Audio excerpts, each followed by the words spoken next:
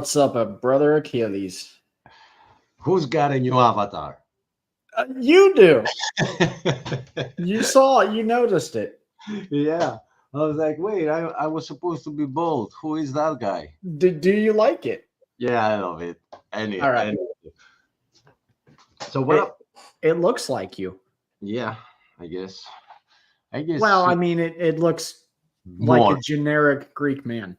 It looks more than the bald guy, but he had some cuteness that I loved. But this is gonna be good as well.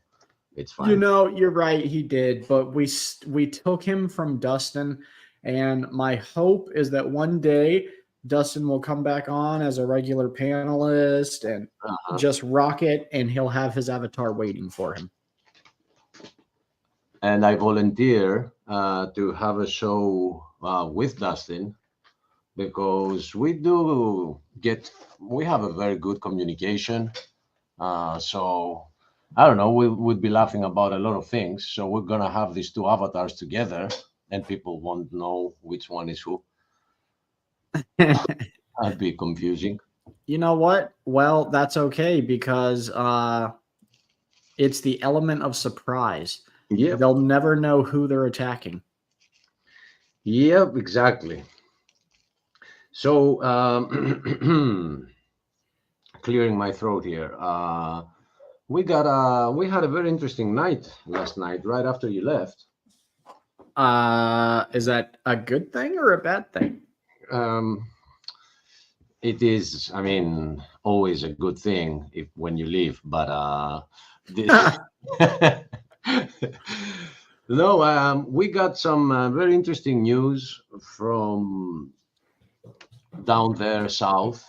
Um, there was a friend of Shelley that came up, and she said that she's been evangelizing in down south. I don't want to say the keyword, but it's down south from where I am. And she said that you get 7 years prison time if you mention the name Jesus in the streets. And that's not on the Muslim side. So I added that in the video that I'm working on. Of course, blurring out all the faces, details, all the stuff. And overall, I'm trying to get a video out. That's why I haven't finished the Yasom women intro, because I want to get it out before 2024, because the whole warning is about 2024, and I don't even know what's going to happen when it hits. So I added that. I also found a couple more, but this is a subject that I shouldn't be mentioning. So that's why my videos are weird. So I don't get to mention something, but if somebody's interested, he's gonna find it there. So the algorithm doesn't even know,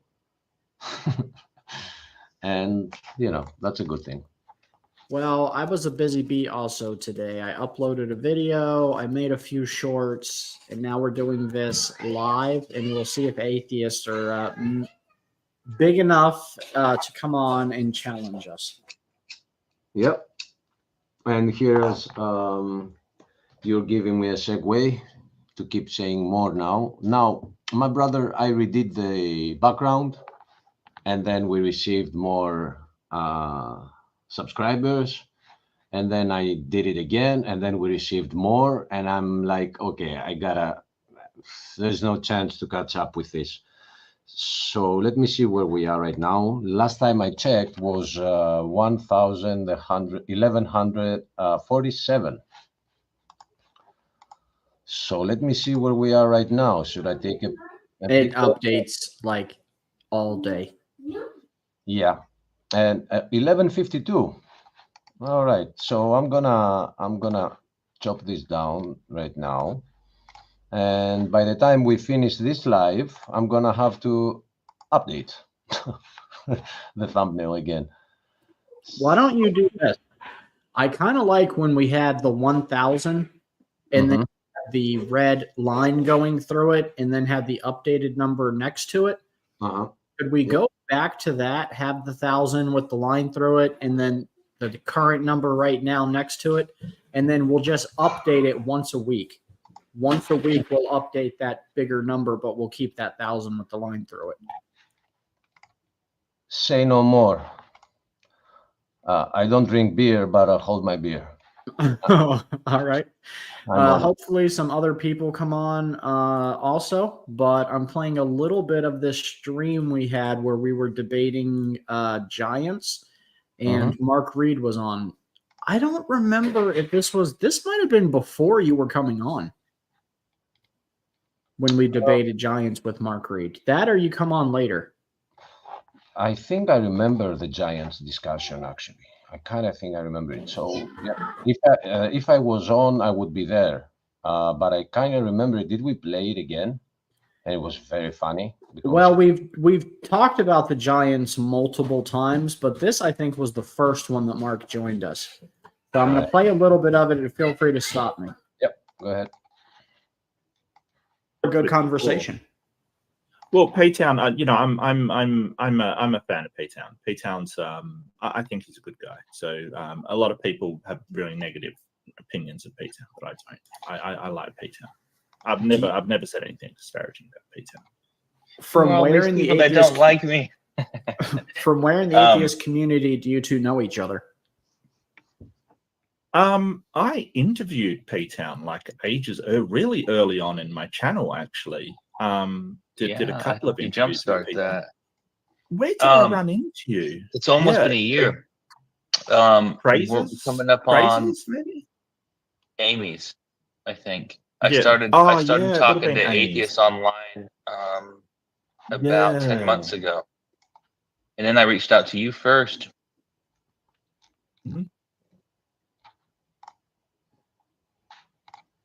What happened? Mark, do you believe there's any scientific evidence for what we would consider giants, people over, say, 8 feet tall in the ancient? I think in the stream, we just all got silent for a minute. Okay, all right. World? No, none whatsoever. What about the many claims, though, of remains of giants being collected for the museum here in the United States, and then the bones never appearing? Is that the one where giants, like, they were taken out? Because a paper ran an article that was like that the Museum of Natural History, I think it was, destroyed all of the giant bones, kind of thing. But the problem was that the paper was sort of like The Onion kind of stuff. It was a joke paper, but unfortunately people took it as sort of serious and sort of spread it around. I mean, I can probably find it if you want, but I've done a fact check on that, and there's no actual. If you look into it, it was run as a joke. Rather than something serious originally. I mean, if it was just the one claim, I would say, hey, sure, let's brush it off. But there have been so many claims just here in the North United States. Stephen, did you define giant as just being over 8 feet tall? Because don't we have people like that just right now? Well, that's true. We do now. But this might be the one we reviewed the other night. Now that I'm listening to it. Okay. I'm on my video editing. So if you want to go get the real one. Yes. Yep. No problem. And thank you, audience, for bearing with us. So let me get this one out. We haven't done an atheist night.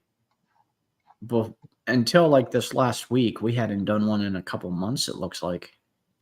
Well, I can tell you why, and you will agree. The atheists that come on are obnoxious, smug, arrogant jerks. It's even more simple than that. It's simpler than that. We are so bloody busy with all the things that we are touching upon that I personally, after 8 hours of streaming, I don't feel like sitting down and debating someone who still believes that he came from an ape. It's like, okay, son, okay. There are so many channels out there for you. Go have fun. You know? I mean, honestly, yeah, you're right, dude. You're right. First of all, it's exhausting. And second of all, there's so many places, like you said, that they can go and just bother people and bug people, which most of the time just seems like their agenda. Now, I will say, in fairness, there have been plenty of times where we've had good, cool people come in that wanted to have just good conversation, and we did. But it has turned out to be so rare that I don't know. I mean, I am one who will appreciate someone actually, even like Mark Reed, because if he says something that I don't agree with, and I say, okay, wait, what you are saying, he's not going to say, stop interrupting me, stop interrupting. He will listen why I interrupted him. So I find that very respectful. It's not always about being right, but being respectful to the word and the discussion that is happening and the logical back and forth. Yeah. Somebody joined. Yeah, so hello. Hello. I heard you saying that Tabitha's are always right. Tabitha, weren't you a little girl in the Bible? No. That's a misconception. The church teaches you that Tabitha was a child, but she was not. She was a grown woman that actually made clothes and even kind of insinuates that she might have been housing the widows and the elderly women. And whenever she died, they actually went and searched for Paul to beg him to bring her back to life because they couldn't stand losing her because they had so much love for her and what she was doing for the single and abandoned women in the community. So yeah, I don't like that one as much. I'm gonna go with the little girl. I do. No, I love it because I'm like, it's so much deeper than what I was taught to believe from the church, because the church will have you think she was just some little girl that had no ties to anybody, basically. And God just wandered. Jesus, and a lot of people say it was Jesus too, that he was just wandering around and healed this little girl randomly. But it's so much deeper than that. There was a love for Tabitha from the widows and from the women, to the point where when they heard she died, they wept and cried, and then they went out to search for prophets that could bring her back to life and search for Paul. So it's so much richer than what we were taught. I love it so much more because she was really an amazing woman that went out of her way to try to make sure that she could provide for others and show God's love. So yeah, it's even better. What an adorable little girl that was roughly the age of my favorite niece. How's that? What a beautiful young girl Tabitha was. She also owned her own property and maintained it outside of Jerusalem, up on a mountain right outside of Jerusalem, and she ran her own palm,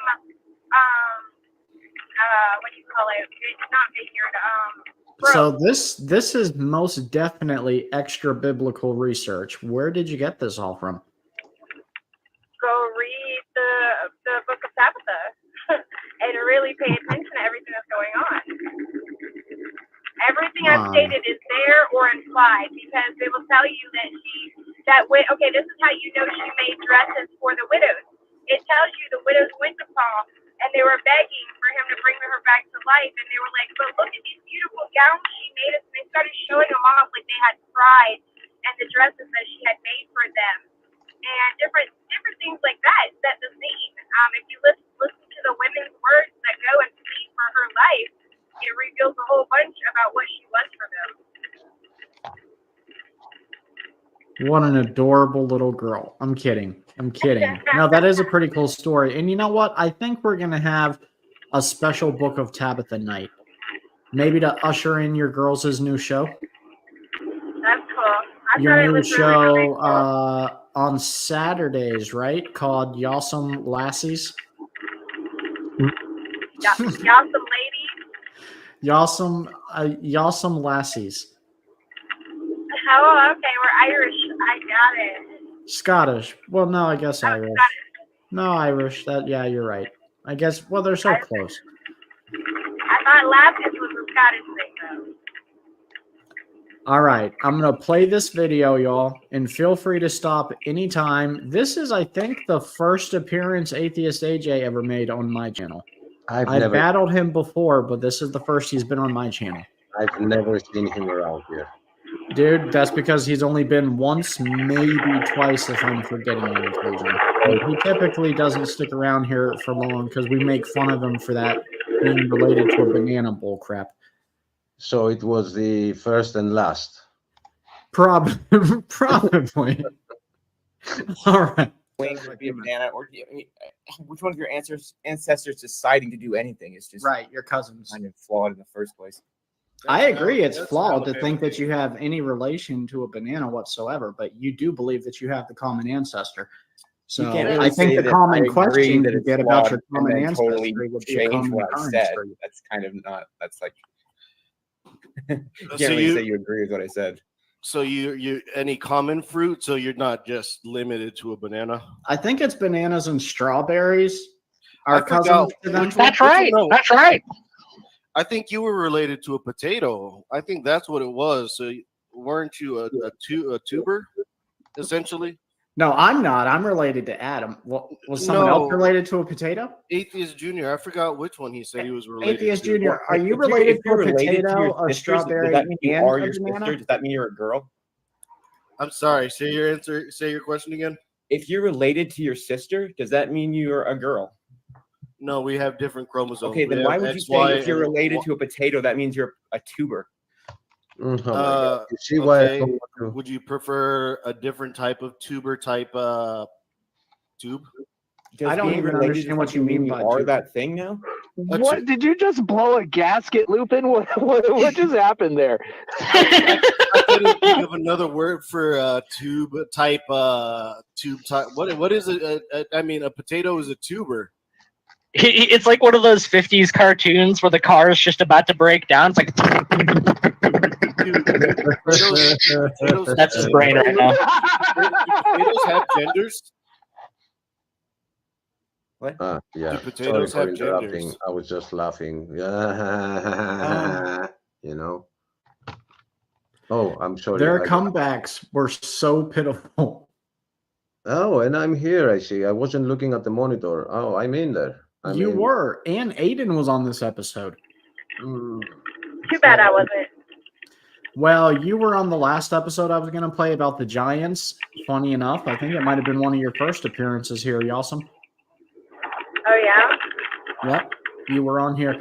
And I think that might be the episode where you came on for the first or second time, because I think that was when Achilles found out that your old beliefs on Paul.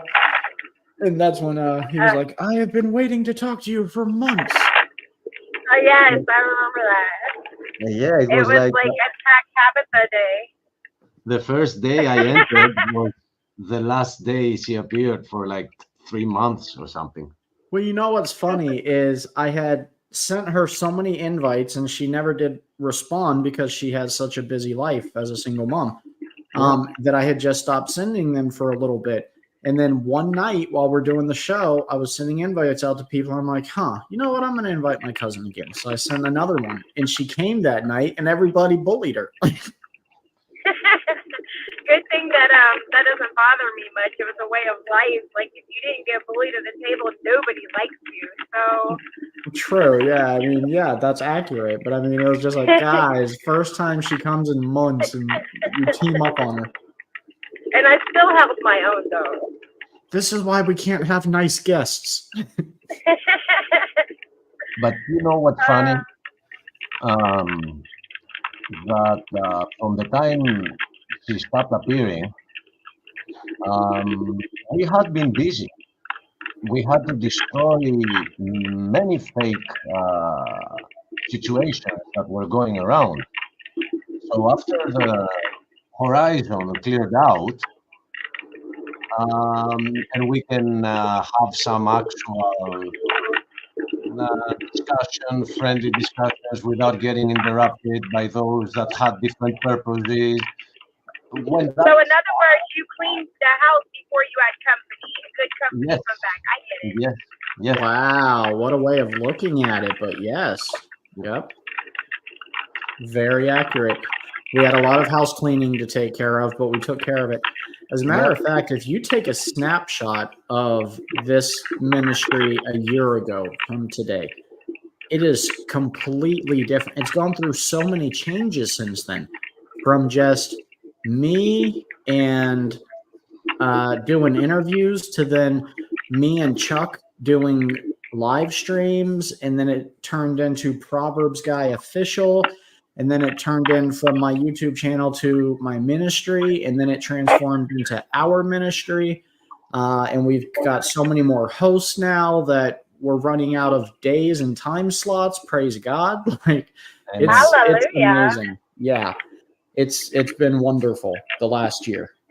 So I did want to tell you, keep your comments to yourself until I finish my speech, because I know you're going to want to say something very sarcastic. But so last night, my mother surprised me and showed up at my house for a visit. She'll be spending a week with us. And I was telling her about the ministry and everything. And I was bragging on you quite a bit. And she wanted me to relay that she is very proud of you. And she apologized for any wrongs that she may have got done against you. And I didn't want to get into it. I said, I'm not going to talk about any of it in detail. She goes, okay, but please just relay that message. And that she has been watching you from afar on Facebook and such, and that she believes you have done so much growth since the last time she's seen you, and to let you know that you have encouraged her to reevaluate her life, because she thought she was walking with God, but now she believes that she has drifted apart from him and needs to reevaluate. So amen. Well, Wow. she's forgiven. That was so sweet. Amen.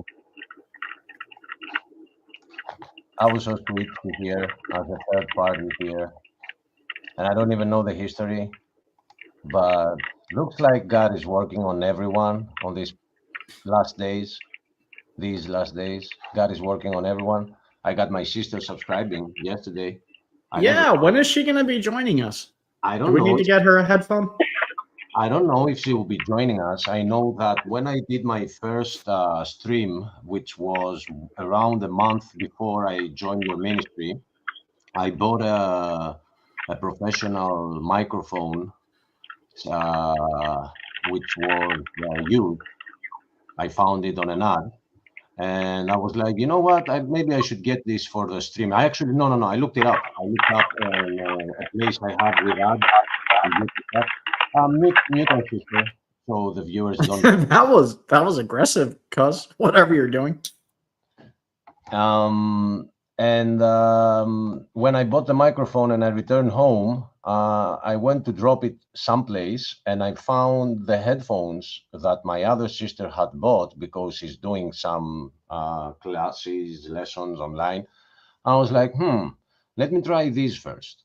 So I tried those, and the microphone was completely dropped aside. I never got to use it. So I gave it to my younger sister because she likes to sing, and I gave it as a gift to her. So what I know is that if she decides to ever join us, she can't claim she doesn't have a microphone. That's what I know. But I don't. Is she at the house right now? No. Oh man. No. But God has His ways. It's like I felt that He's like telling me, you know what? Don't worry about everything. I'm here too. I gotcha. So there are things, that I will leave to Him, because I found to be like useless on some things. I can't. There are some things I can do. There are some other things I can't do. There are some women that I just can't work with personally. So, all right, should I say? Yasom. If it wasn't for Yasom, I would say all women. But because I haven't been very lucky with women in my life, so it must be me. It can be all of them, right? But don't ask me about it. I say I'll see. Fair enough.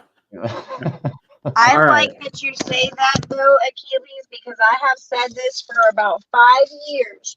When somebody asks me, Tabitha, how can you go through everything you went through with your ex-husband and not be bitter towards men?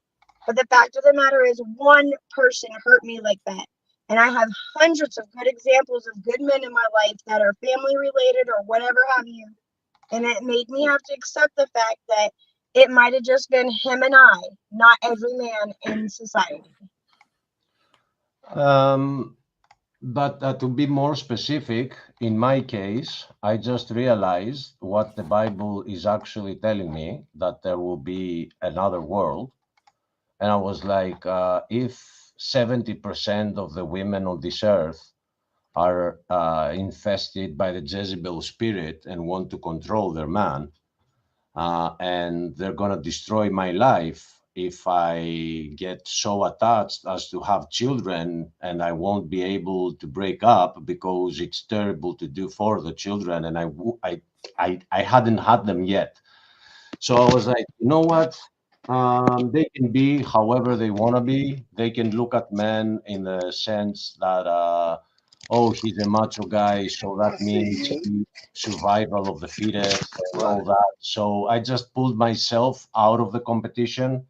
I let my competition have a blast with them, and I got busy.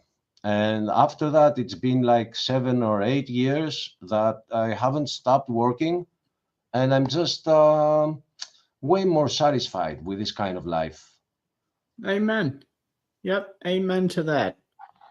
I'm going to play a couple more minutes of this video while we make fun of AJ because he admits to being related to a potato, a strawberry, and a banana. So it's hilarious because he believes it.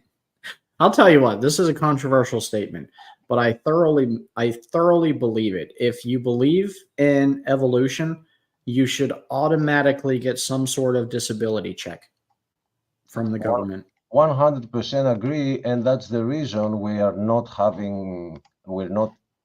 crazy about doing an atheist night. Like, we can debate so many things that matter, but debating I mean, seriously, I did one debate with a Christian, and he told me that the penguin, the flappers that it has are legs. Yeah, I saw that one. I saw that one. Hey, and if any of you in the audience, there's 9 viewers watching this right now. If any of you guys believe in evolution, come on in. We can heal you. We can hear you. Come on in. We can heal you. Oh, heal you. Yeah, yes. We will heal you. Yes. We would love to give you that therapy that you really do need and deserve, because you're a human and you shouldn't be afflicted with this mental illness. Well, potatoes are plants, right? Vegetables? No, they're tubers. Dustin, chill out, buddy. Chill out. Deep breath. Deep breath. This is one of my all-time most favorite conversations of all time. Okay. Deep breath, Dustin. Do plants have genders? They No, do. do potatoes? Potatoes aren't plants. Well, I don't really know off the top of my head, but I know that plants have male and female genders. I know that. Like, if you grow a marijuana plant, they have male and female genders, and there's a difference between them. Well, you know what? There's other comparisons we can use besides marijuana plants, if you don't mind. Well, that's the only one. Plants, like, you know, a plant that has flowers. I don't actually know about potatoes, but cotton. Seeds. Oh, let's not talk about cotton. This isn't. Or I don't want to bring up cotton again. That already. We're not going to bring up Abraham Lincoln. Okay, so your seeds. Okay, the seeds are what determine whether or not it's a male or female plant.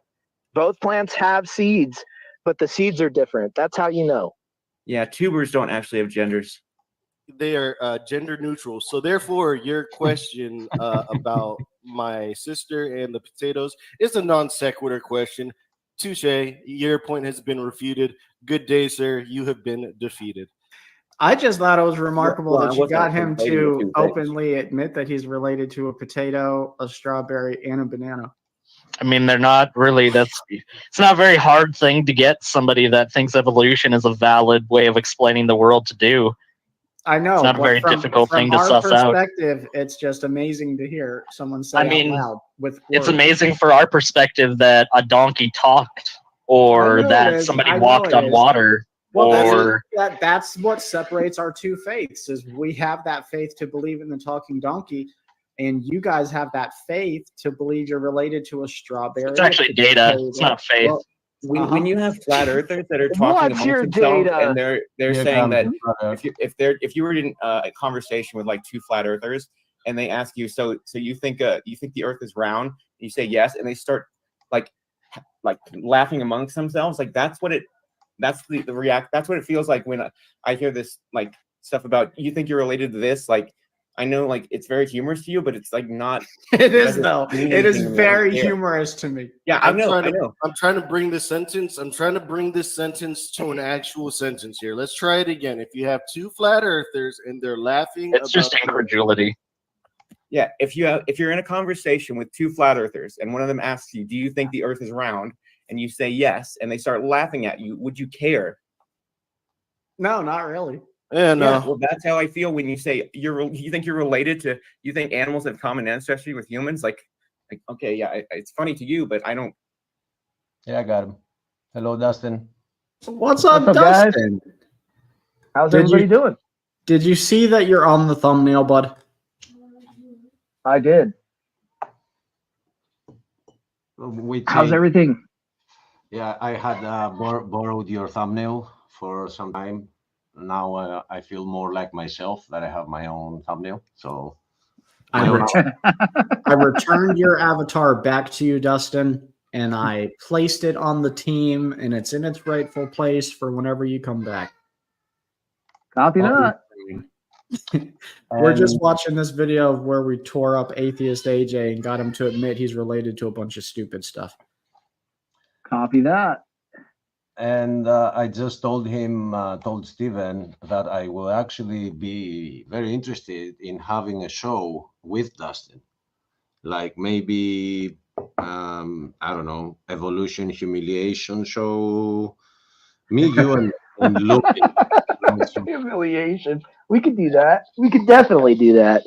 Yeah, Lupin will also be interested in that. So it would never be, it will always have a good host, I guess. If one of us is not available, someone else surely would want to do it. I just have a thing with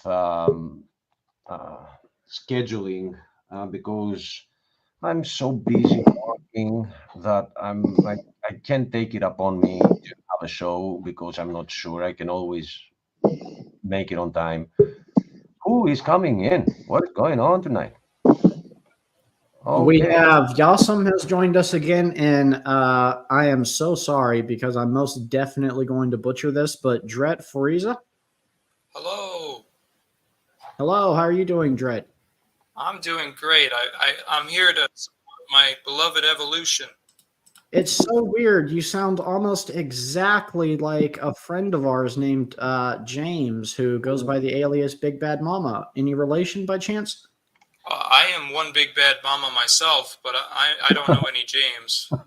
Ah, very peculiar. Okay. Well, what do you got for us tonight? Where are we wrong? Well, I am not well educated on evolution, so I was hoping we could just chat about it together, and I could see where you guys struggle with it. Where we struggle with it. We struggle with evolution? Right. Evolution. Oh, let's pronounce it the way it's spelled. Okay. Well, it's evil. Let's not get down in the dirt as immediately. Awesome. Yeah. Let's try to keep it civil. I'm sorry. I'm a grammar. I love grammar. Okay, my bad. Very interesting. All right. So our problem with it, the first one is on the first day or moment, and it goes all the way to the end, which is humans got created. So you gotta tell us more specifically which that's the okay. Let's start here, Dret. Where do you say the origin of species starts? When you say species, do you mean like life? When life begins on Earth? I mean, like what you guys would consider life on Earth. At one point, I think it was the radioactive sludge on rocks that rained after thousands of years. Where do you place the beginning of where we are, what we are today? So I do not know off the top of my head. I know it was something similar to actually what you're saying is what we believe. I assume you guys believe Earth is a few thousand years old. Is that correct? My best guesstimation would be just under 7,000 years old. Yeah, so we place it somewhere around is like 44 billion years old. Do you mind me Googling what the opinion is of science? No, go ahead. I think you're right. I think it's 44 billion now. I was talking about when life began. Yep. It was something to do with lightning is what started it. At least that's what we say. Okay. See, I thought it was rain on the rocks making radioactive soup. Well, you have to have to see. Rain doesn't do it because water is like antagonistic to cells. I mean, that's true because rain does deteriorate. I mean, that's why it's so hard to collect evidence when a crime's committed outside after the rain, because it deteriorates evidence. So I'm wondering how that helped facilitate this organic soup, this organic radioactive soup. I'll let you guys. Yeah, I'll be right here listening in, and if you, I love you, Achilles, man. You're awesome. Achilles, don't excuse yourself. You're our beloved brother. We're gonna all take turns going around one at a time. This is really cool. So the Google says that life started 3.7 billion years ago, and it was microscopic organisms. But I don't know if discussing that, especially because I don't know anything about it, is going to help alleviate any of your concerns. I think because we can focus more on humanity. Is that the prokaryote? Well, wait, I don't know if we can just jump right to humanity though, right? Because that covers billions of years of your guys' timeline. And that kind of skips all the important parts of evolution that we were going to discuss. It's not as advantageous as you think though, Stephen, because like if he wants to jump from the beginning of life all the way to humans, then he has to account for A, the missing link, and B, why the fossil record is incomplete when it comes to cats. Yeah, you have some work ahead of you, my friend. If you think you're going to try and prove evolution from that perspective, you're missing evidence. Well, the utter lack of most transitional fossils also. I mean, we can't exclude that. But I'm going to reprove you guys and tell you that don't bring spoilers in. I mean, let the guy. I'm sorry, Dret. You're right. Your company here, and you should have the platform. We'll give it back to you now. I mean, you already. Yeah. Okay. Go ahead, brother. Go ahead. The issue is that you guys seem to be vastly more knowledgeable about your evidence to fight with. I just know what I was taught in school. You're saying there's missing fossil links. So I wonder, if we had all the fossil links, do you have any other problems with evolution? Well, yeah, I Yes. do because I what's it? Not Archaeopteryx. What was that fossil that was just recently discovered that was nearly complete? I forget. It was. Yep. Brother Dustin, give me a second while you try to remember it. I wanna throw some respect to my friend here. Let me get you up here so I can see your name better. Dret, much respect, my brother, because this is the correct statement. And what we are here, because this is the first time you join us, we have all been educated and we went to universities to be educated and fed, spoon-fed is the correct word, lies that if you look into them, you will discover that it's in every single truth, in quotes, given to us, it is not true. It is a lie. So it is not about one missing link. The whole bloody chain does not About the exist. whole missing story. Yes. So wherever you touch it, it doesn't make sense. So I mean, and guys, that's just when we get to biology, right? I have issues long before we even get there, like all through Why the did we explanation of stop the universe. evolving? How come monkeys aren't turning into humans anymore? I just want to know that. Oh, Why that's did it easy. stop? I can discuss Those that. are the stupid monkeys. Yeah, those are the stupid monkeys. Those are the monkeys that didn't make it to humans yet. Oh, so their brain was too small to continue developing. But how come that doesn't happen? How come I don't give birth to a monkey, though? I don't understand that.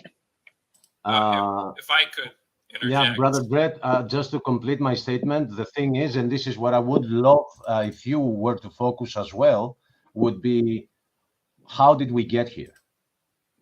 That is the essence of the thing. Were we created, or were we a result of 1,000 million of billion processes that took time to make? I still find peace in the fact that I was divinely created. All right, guys, he can only answer one question at a time. So we'll give him one question at a time and we'll let him completely answer it. And then another one of us can chime in with another question just to keep it fair. I actually like both of those questions. I feel like I'm much more equipped to deal with both of those questions. You can answer whichever one of those first you want and then answer the other. Okay, so let me just get to the heart of it. I think that your problem probably has little to do with what the evidence says. I think you guys are committed to creation and you see evolution as interfering with your beliefs on creation. Not exactly, because I wasn't committed when I went to a university and got a science degree, but that science proved to me that it doesn't make sense. Evolution doesn't make sense. So I became a creationist very late in my life, after my 30s. You almost stole the words out of my mouth, Achilles, because I was going to say the same thing. I went into my science degree with an open mind, and they proved themselves wrong, in my opinion. All right, but we are going to let Dret answer the question. Yes. I'd like to explore that. So both of you, you say went to college. You entered college as Christians or as maybe agnostics? What did you do? I always felt God existed, but no, I wasn't a Christian at the time. I knew that God existed from when I was old enough to understand things, like 7. But no, I was not a Christian at all. I was just taking in whatever you were giving me. I was looking into Buddhism, Hinduism, anything. But I knew there was something else out there. The spiritual realm existed. That's all. And I was raised in a church setting and was very Christian being brought up, but I was searching for what I believed the truth was because I felt like I wasn't getting the full truth, so I went into it open-mindedly. Okay, so that is certainly different than what I would have expected. So I apologize for my accusation, especially the first gentleman. I don't know your name. Achilles, is that what we're calling you? Yes. Achilles, nice name. Okay. God given. God-given, very impressive. My parents take credit. It's Yeah. not okay. So,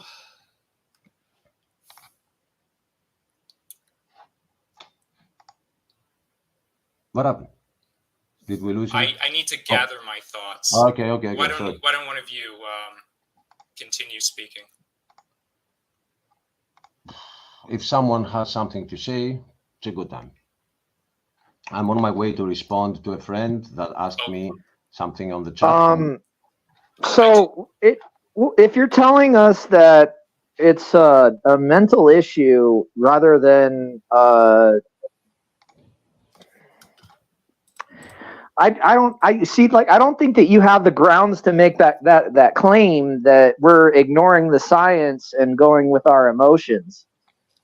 Right? I think claim, yeah. I know that's your claim, but the reality is that you don't have the evidence that you claim you do. That's well, the evolutionists, period. They don't have the evidence that they claim they do. There are many creationists on the panel tonight, and as of right now, there are only 2 evolutionists. So we want to try to be extra cautious about the amount of time we give them to respond and to let them try to have as much equal time as possible. If we have more evolutionists on, I think it would be a good idea to let them speak. Well, it's gonna become a mess though, because the evolutionists that we have met so far, they just don't want to let go of the things they've been fed with from all the documentaries that they see on TV, with all this CGI of how planets were created. They believe it happened because it's in a documentary. So having to talk to a lot of those together, it's a bit exhausting. It's not like it's a closed panel. They will join, but just letting you know. Well, in total fairness, we have Claude here this evening. I decided to let Claude on as long as he behaves himself. So, Monsieur Claude, hello. Okay, so Claude, you are definitely muted. I was muted myself. I am convinced that the sheer evidence for evolution is overwhelming, and it's not just good enough to say, like Mr. Hovind, no. And, I'm not an expert on the field myself, and there's probably not anyone here who is an expert. So sometimes in life, we take advice from experts. Well, here's the interesting thing to me, Claude, is you say that the sheer overwhelming evidence for evolution is just astounding to you, but I find the sheer lack of evidence for evolution astounding. The fact that we can have so many theories presented as fact, backed up by hypothesis, and then printed and changed every several years in our children's textbook, it's actually appalling. Now, most of that is very old textbooks. And yes, things change, science, little things change. But overall, the overall idea of the concept of evolution has been backed up by every scientific discovery that wasn't even known to the formulator of the theory at the time. For example, the genome. If I may say, the proof that evolution never happened is in your mouth. 2 healed teeth that Jesus gave. All right, Wesley, that's only going to add extra chaos tonight. Can we try to keep it on this one topic of evolution? You're welcome to add, but let's just keep it on that. That's right. I forgot. You saw Jesus and you deny it. You don't. All right, I'm sorry about that, Wesley. If you can, Thank you. Come back. Thank you. I appreciate that. That was getting annoying. He's welcome here, but just not when he's going into his things. Yeah. Anyways, I don't have a huge amount to say other than that. And, because I've said it before many times, I admire Francis Collins. Unlike anybody on the panel here, he has made some serious scientific discoveries. They haven't been refuted. And he is convinced of evolution, and that's pretty good for me. He's also a Christian, actually, and just for interest. But he doesn't take the Bible literally, and I think that's the difference between some people and some other Christians. Some take every single word 100% literal. Others think it's an allegory or, you know, various other things. So I think that's where the difference comes about. Yeah. So do you mind if I respond to that? Yeah, go for it. Yeah. Okay. So you're telling me that you're taking the word of experts. Why is it any difference when I say I'm taking the word of Jesus Christ? Is there something in the way of being an expert that allows for your words to be even less like deceptive by some measure, or is there some level of acceptance I should give to somebody because of their degree? No, I suppose that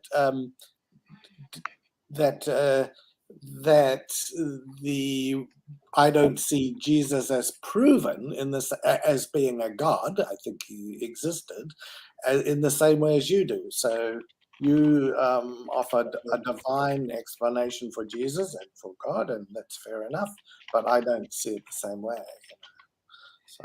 I would just like to draw attention to the fact that lately, in the past 2 decades, science has been finding trouble with disproving the text of the scripture. They're actually proving it more accurate as a historical timeline than well over half the population of historical books we have now, because everything that it has been talking about and that has been dismissed because they couldn't find this temple and they couldn't find these historical facts have been revealed repeatedly, even and not limited to, but including with the river Euphrates drying up.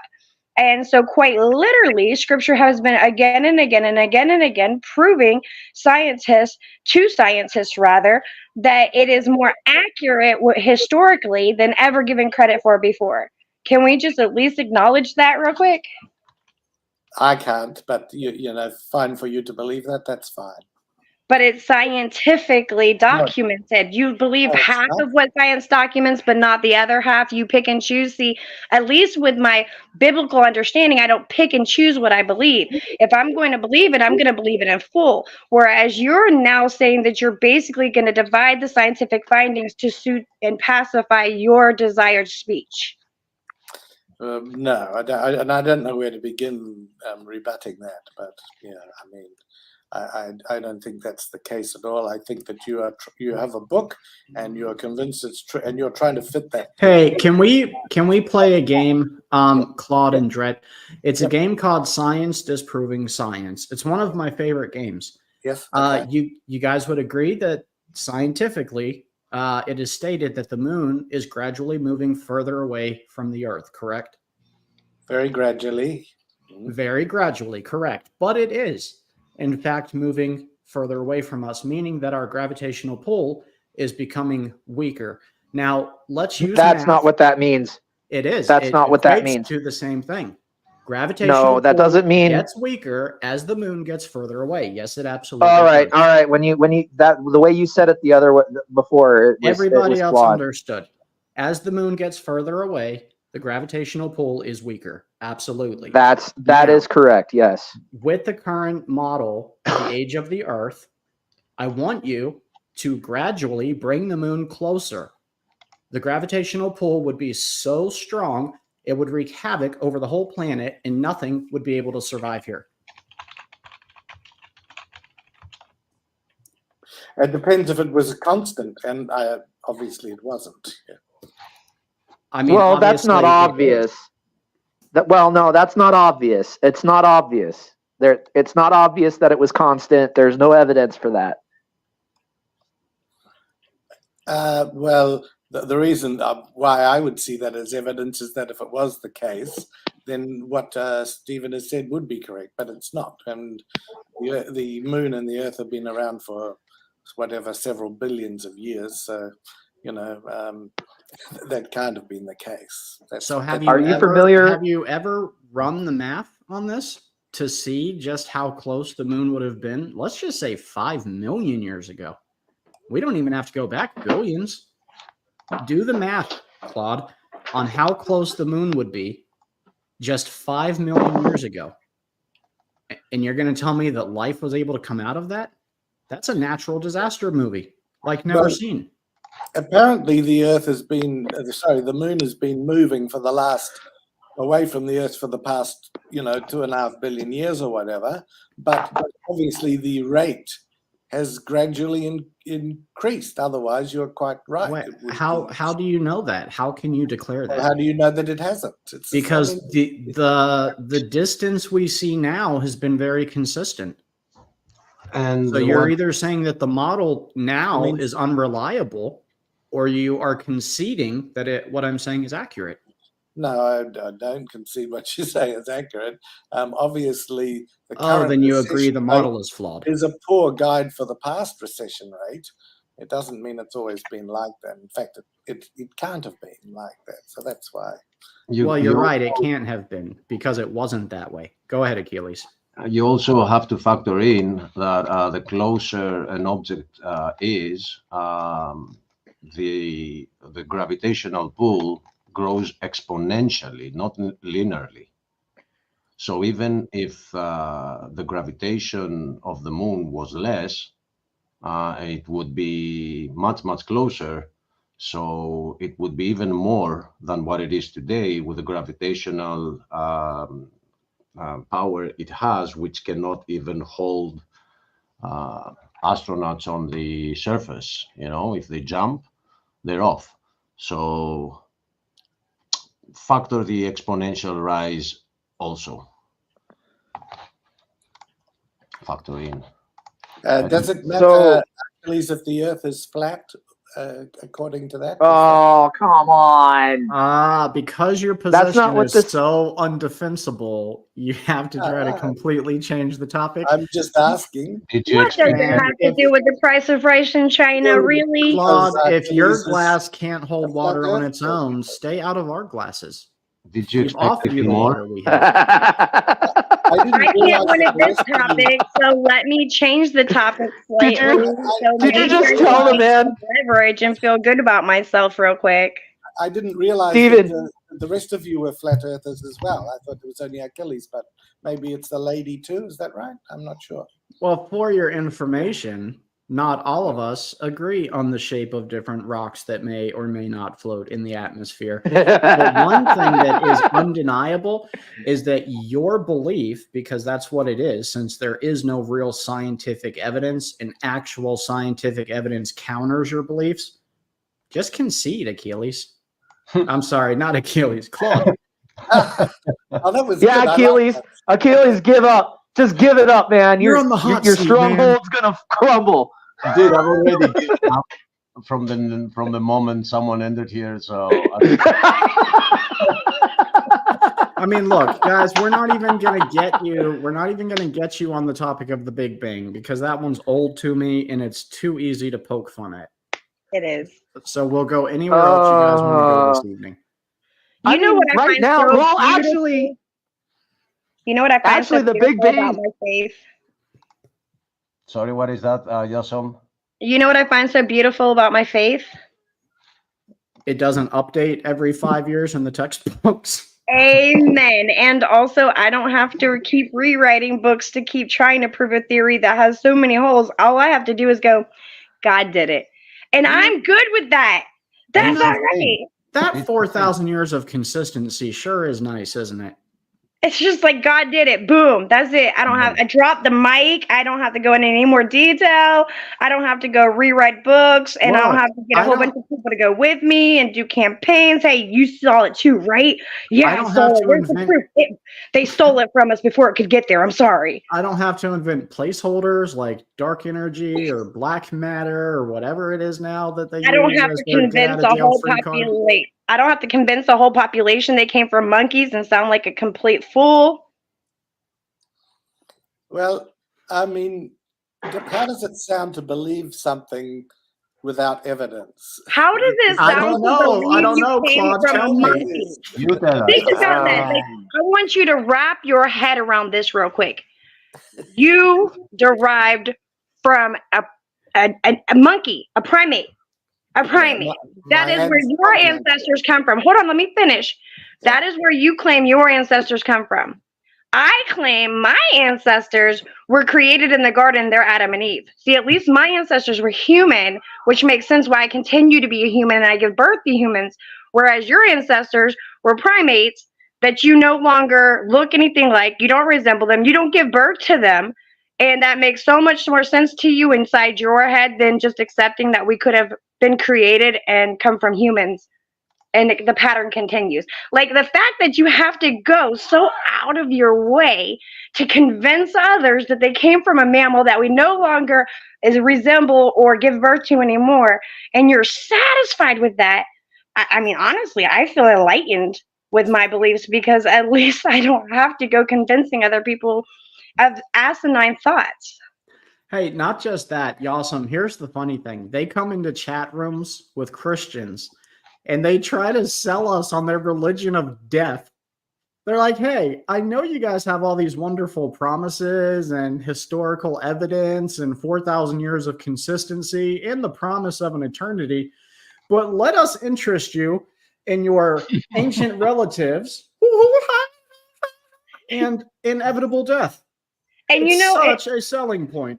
It reminds me of when my 12-year-old nephew looked me in the face and said, Aunt Tata, there is so many different people that believe different things. Why do you think yours is right and why do you keep doing it? And for me, the answer came so simply. Honey, if I'm wrong, what happens? I die going out of my way and sharing God's love with everybody and being an awesome freaking person on this earth. That's the worst that could happen. But if I'm right, what's the worst that can happen to you? Pascal's wager. It's just meaningless, I think, you know. I might as well say, look, I believe in leprechauns. I've seen a rainbow. I'm sure there's a pot of gold at the end of it. And you might as well believe that, because if I die, you know. But Claude, you do believe in those things. You believe in every one of those things. I mean, you just call them other things like the Big Bang and monkeys surfing across the ocean on floating logs. You believe in those things. Monkeys never surf. You believe that the dinosaurs died because they farted too much. You believe all that crap you just said, Claude. All of it. I don't believe that monkeys surfed. That was a thing, and of course that guy Matt Powell used it. It was put in a colloquial sense in a news article. No, there's legitimacy there, Claude. Whether you want to admit to it or not, that was a part of the theory. That was the. Yeah, but Justin, don't you see? That's the beautiful part of being an atheist and believing in evolution. Like, as us Christians, we have a Bible and a standard that we have to defend, even the ugly parts that we don't want to talk about a lot. But they don't have to do that. Whenever you bring up a ridiculous mentally ill hypothesis like the surfing monkeys or dinosaurs farting themselves into extinction, all they have to say is, oh, that wasn't a widely accepted claim.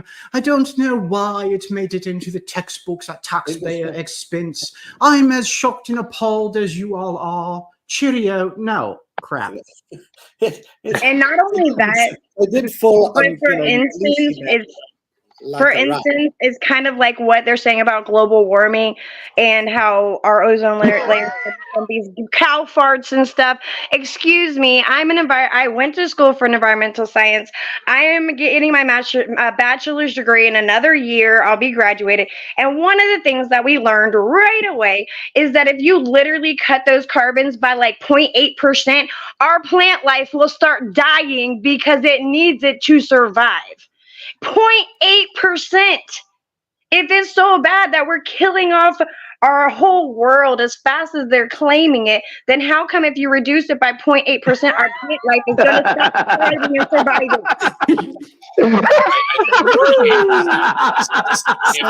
It's asinine. The whole thing is ridiculous. Like, come on, come back to reality. Get off the spaceship, floating around, calling ground control to maintenance, please, and get back on Earth, and let's focus on the realness of what's around us and quit making these false narratives to prove a completely farce history that was only created to distract us from what they didn't want to see in the first place. And they're only keeping it alive so they don't look like the liars they are.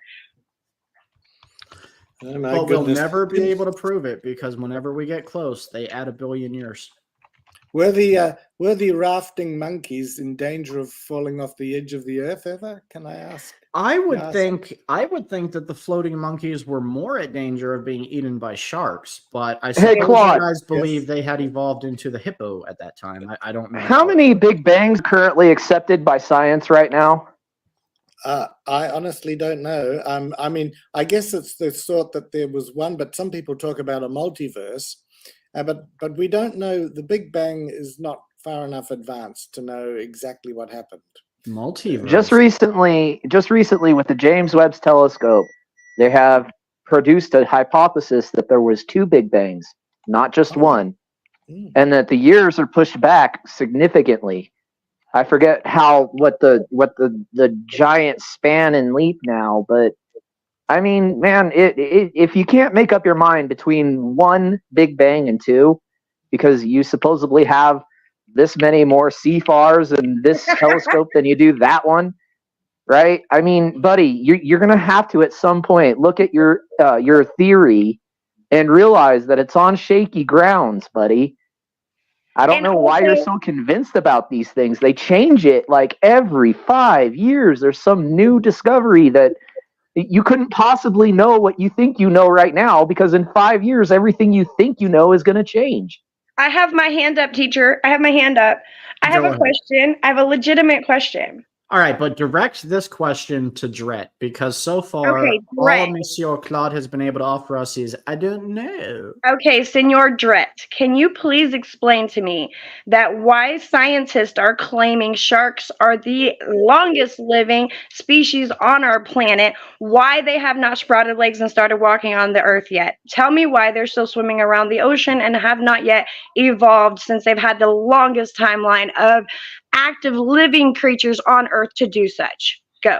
Okay, I think I can maybe tackle this question. So I believe you have a misunderstanding about how evolution works. So it's not the species itself that changes.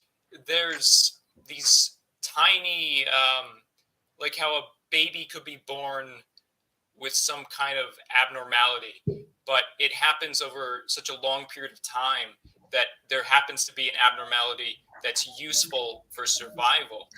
So the fact of the matter is that the shark is, if what you say is true, it's just Earth has been such a great habitat for it that it has been able to survive without having to change over that many years. That doesn't mean that it necessarily didn't sprout different things, but at the shark's core, it continues to exist. It continues to be a great hunter. Okay, so you're saying genes. So let me make sure I understand. You're saying that its environment would cause it for this evolution. If that's true, and I'm understanding you correctly, with sharks now seeing their highest rate of extinction than ever before on the earth too, then why haven't they started that process?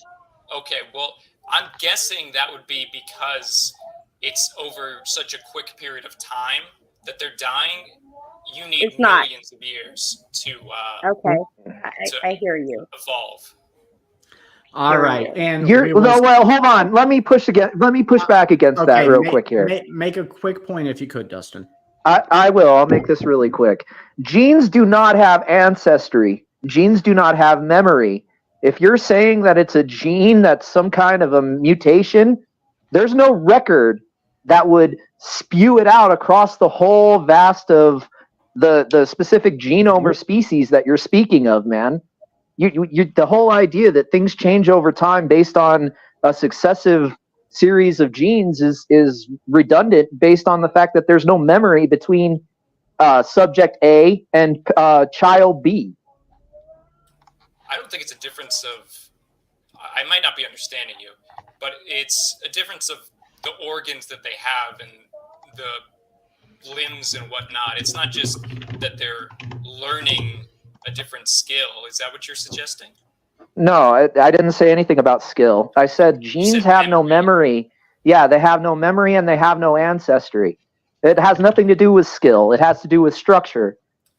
Oh, you saying how does the gene replicate itself? No, that's not what I'm saying. I know how genes replicate themselves. What I'm telling you is that when you say that there's a mutation due to genes, genes have no ancestry. They have no memory. They're merely copied over, and most of the time, the material that's required to rebuild the gene is missing. So you have to substitute different genes in there. So if you're saying it's a successive mutation, the mutation would be based on a lack of something rather than an introduction of something. All right, gentlemen, I promise we will come back around to this, but I do want to give our guest Biddy the opportunity to say hello and to chime in. Everybody say hello to Biddy. Okay, but come back to trees. Remember trees. I can't remember everything. You guys remember, but we will circle back around. Biddy, how are you? Hello, I'm Biddy. Hello. Nice to meet you, Biddy. Hello, Biddy. How are you? I'm great. I am Biddy Socks. Is that your name, or is that like some kind of a limerick? What do we got going on here? My last name is Socks, and my first name is Biddy. Okay. Very clever. Very clever. Okay. All right. Take it away, Biddy. So I'm a little confused about, evolution on like an overall, I guess, like theory. How are there, how are there different races with like evolution being like, like not really being accepted, but like how are there different races if like evolution, like we're all supposed to be like one, thing? I like that question. I would like to try to answer it, although it is a very lengthy answer. I can keep it very, very short. Take it away, Actually, I'm sorry. I liked how Dret answered the question before me. Could I get an answer from Dret? Yes. We'll let Dret answer, and then I will also allow Achilles to answer. I'm sorry, you want me to tell you why humans have different races? Yep. I believe she specifically was asking why they're different races if we all come from the same species. And I admire her question, but I understand why. This is a particularly charged question because we have serious racism problems. From what I understand, there's no genetic difference between the races. I don't fully understand why people look different, but I think investigating it has only caused our species great trouble. Isn't melanin like, looking different? Melanin is the difference, okay? Melanin is what differentiates between the races, and it's a lack of protein, or I forget what I think it's a lack of protein that changed the melanin for the skin. That is not right, brother Dustin. Equator. Because with Japanese, the difference is not in the melatonin, wasn't it? Melanin. It's not melanin that differentiates and has different eyes. It's something different. So that is not true. That is not the difference in the races. There are races. According to creation, there are reasons for it. But I will. Wait, why did you mention Japanese? Because he mentioned melanin, and that is something very easy to compare between whites and blacks. But when it comes and Hispanics and Japanese too, but Japanese are still Japanese are still Asian. We're Caucasians. We're the same species. We just have a different melanin. That's the difference. There are other characteristics in the black race which do not relate to melanin. So, according to I'm just so confused about like where Japanese people fit in between white and black. Well, they don't fit anywhere. They're all the same species, right? You got different races due to a lack of something due to a specific region. Usually dietary supplements. It boils down. It boils down to adaptability. Well, like for example, if you're missing a certain vitamin or a certain protein, your genes have to adapt for the lack thereof and make do with what's there. So if you're missing a certain gene type or a specific base pair to build the gene, you have to substitute it with something else. And it's because of a lack of something in the environment. That's the difference between the races. It's generally born out of something like famine, right? I think it's a much more impressive jump to explain how the T-Rex evolved into the chicken.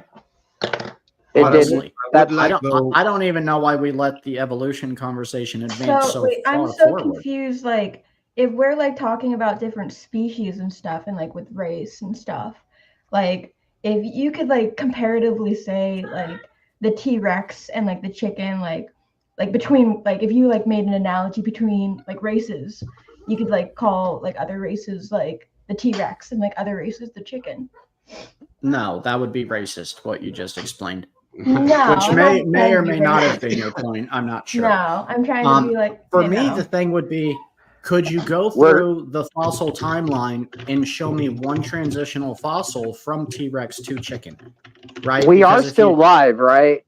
We're definitely we haven't been taken off the line because it's coming. They're gonna take us down. No, come on. Okay. So I have a question. Who is that? Scientifically, trees are hold the history of time. Okay, and they have yet to be able to find any living trees that are as old as you claim this earth is. Well, I can't grasp that. May I, though, take us slightly back and try to respond by the theory of evolution where races fit in. Something you will not hear those who support the theory of evolution ever admit. I don't even know if you should read it, because honestly, the textbook explanation is so shady that alone, just reading the information from a textbook of their explanation for their different races could get us shut down. No, I'm not going to read. I'm just going to say that it is a racist theory, the theory of evolution. If you find the first page of the book that people call The Evolution of Species, you will see that it says the original title, or the preservation of preferred races. So back then, it was a racist world. Today, it's not, but back then it was. So a lot of people jumped on the theory because they wanted to be a difference between Caucasians and blacks. One of them was Adolf, and you can look that up. The other one, the other side that did that was Japan back in World War II, and they treated all prisoners of war very badly because they considered them to be not as evolved as the Japanese. And the reasoning for that was that if the monkey has hair and we, the Japanese, don't have so much hair compared to the other races of humans, that means that we have evolved further. So if you look into the... That was built off of Darwinism. Exactly. And it is in the same book. It is in the book. It's in the title of the book. And Adolf was a very huge fan of the evolution theory. And that's where, according to evolution, races fit in. It's lack of having evolved yet. But we, creationists, say that we are all the same blood. We are all children of God. And we have differences which go back to adaptability, but also who were the 8 people in the ark. Some went that way, some went the other way, and those that went that way maybe had a little different genes than those that went towards the west. So I'm stopping here. I just wanted to throw that info in. Well, then also, if you want a scientific perspective on that, the newest information suggests that as far as the skin tones go, is going to be based on your positioning to the equator. the closer to the equator, the darker your skin, the further away, the lighter, and that becomes a hereditary trait to protect yourself from getting scorched by the sun. Then how do you explain Mexicans? Hey, I said scientifically, new data. I didn't say I believed it. You know, I'm a creationist. And she just did. No, they are no. close. Hispanics are in a hot environment too. I would expect their skin to turn black. Hitler did not believe in evolution. Hitler okay. believed in fixed races and no evolutionary growth through them. He was not an evolutionist at all. He was a Catholic Christian. What are you basing that off of? Where are you getting your information? The history books. Just listen, I'm speaking to Bitty. I suggest if you really want to know, state where you get your sources from. Any college is not going to let you submit a paper without documented sources. I just heard from our Well, let him finish, and we'll ask him to cite his sources. Go ahead, Claude. Why did you not ask that of Achilles? Why didn't you ask Yasim? You didn't. You let him speak. Now you're not letting me speak. Claude, go ahead and get on with it. Yeah. Okay. So Hitler was not an evolutionist. That is and also the idea that the Darwin, they try and discredit Darwin by talking about the preservation of favored races. All he is talking about is people that could survive better in the hunting environment that there was at the time. So it was the old survival of the fittest. It didn't mean you go out and kill people who aren't the fittest or anything like that. It's a classic technique for people to try and discredit evolution. And of course, evolution, the sheer number of years that it's taken to evolve, that's what explains the different races. There's no way that in 6,000 years since Adam and Eve, we could have different races. So okay, so Claude, let me ask you this. You just backed yourself into a very racist corner, right? No. Yes. So how, okay, so close thy mouth and shutteth up for just a moment. Is that the King James enough for you? Okay, so you did just back yourself into a very racist corner because now you have to explain through that same definition of evolution where the variety of races come from. Wait, so which one is more evolved, which one is less evolved, according to your definition of evolution, Claude? Wait, so do you guys agree that like evolution is kind of racist? I believe it's all the way racist. Absolutely. Wow. Bitty, it's not. Well, hold on, Claude. Claude, you do realize that Charles Darwin was a friend of Friedrich Nietzsche, who was also very close with what's his name? What's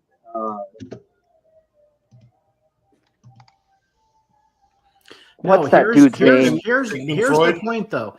In Darwinism, every variation is either less or more advanced. Sigmund Freud, that's right. Variation. And Sigmund Freud was a personal friend of Adolf Hitler. So, I mean, if you're telling me that these guys hung together, they all had to kind of believe in the same thing, didn't they?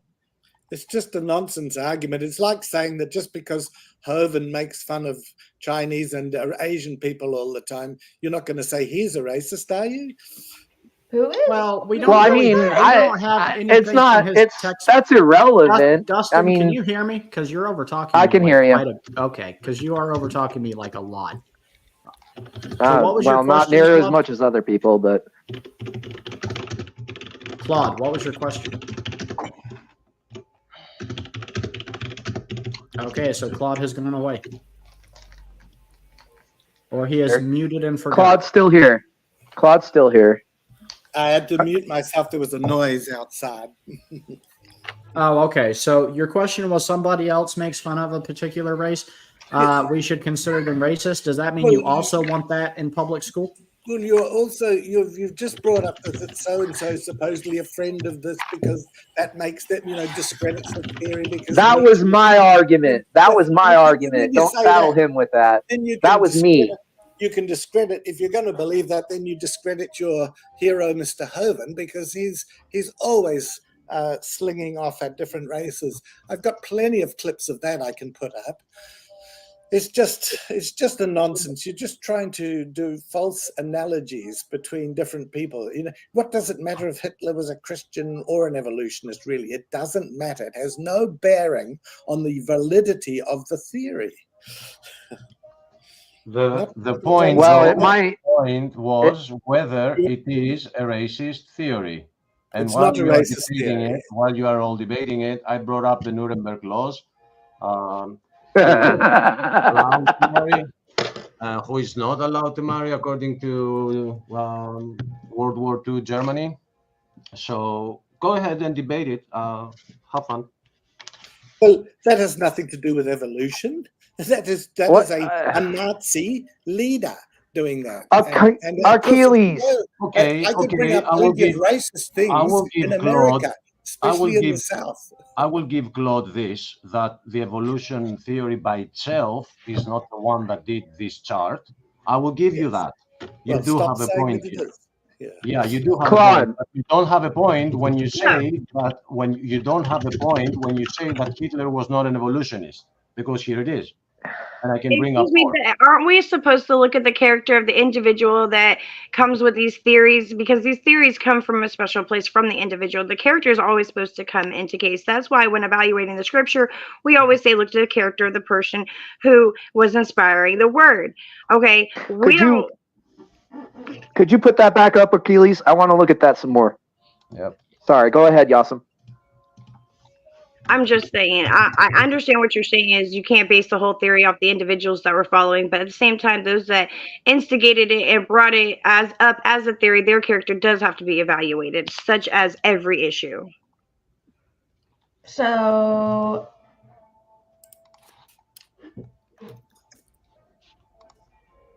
sorry, I was just looking at the Nuremberg laws.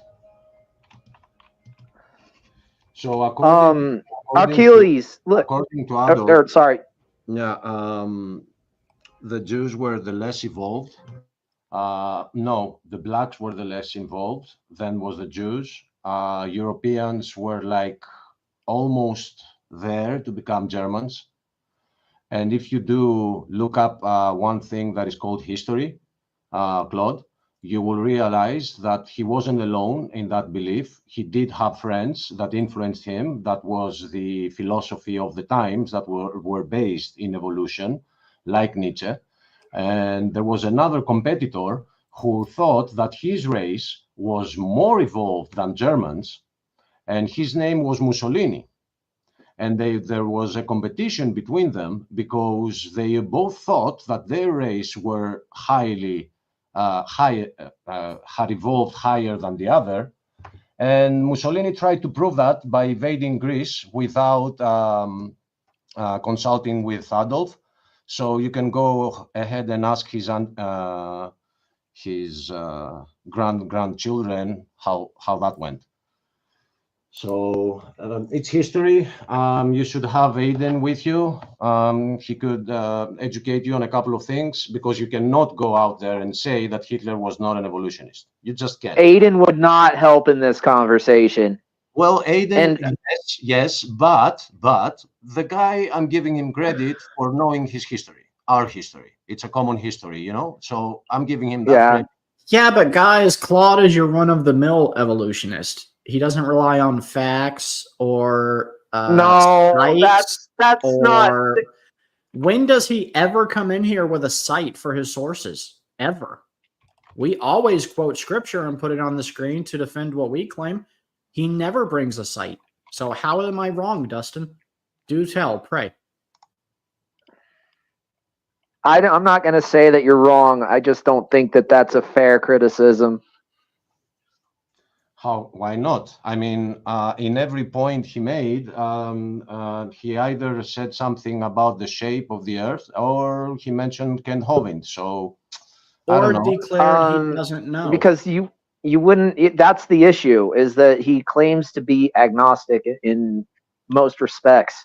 That's so it's not incumbent upon him to provide any evidence. Well, it He's is, really though, here because he goes around and he tries to convert believers into this religion of death. He deserves at the very least to offer a site.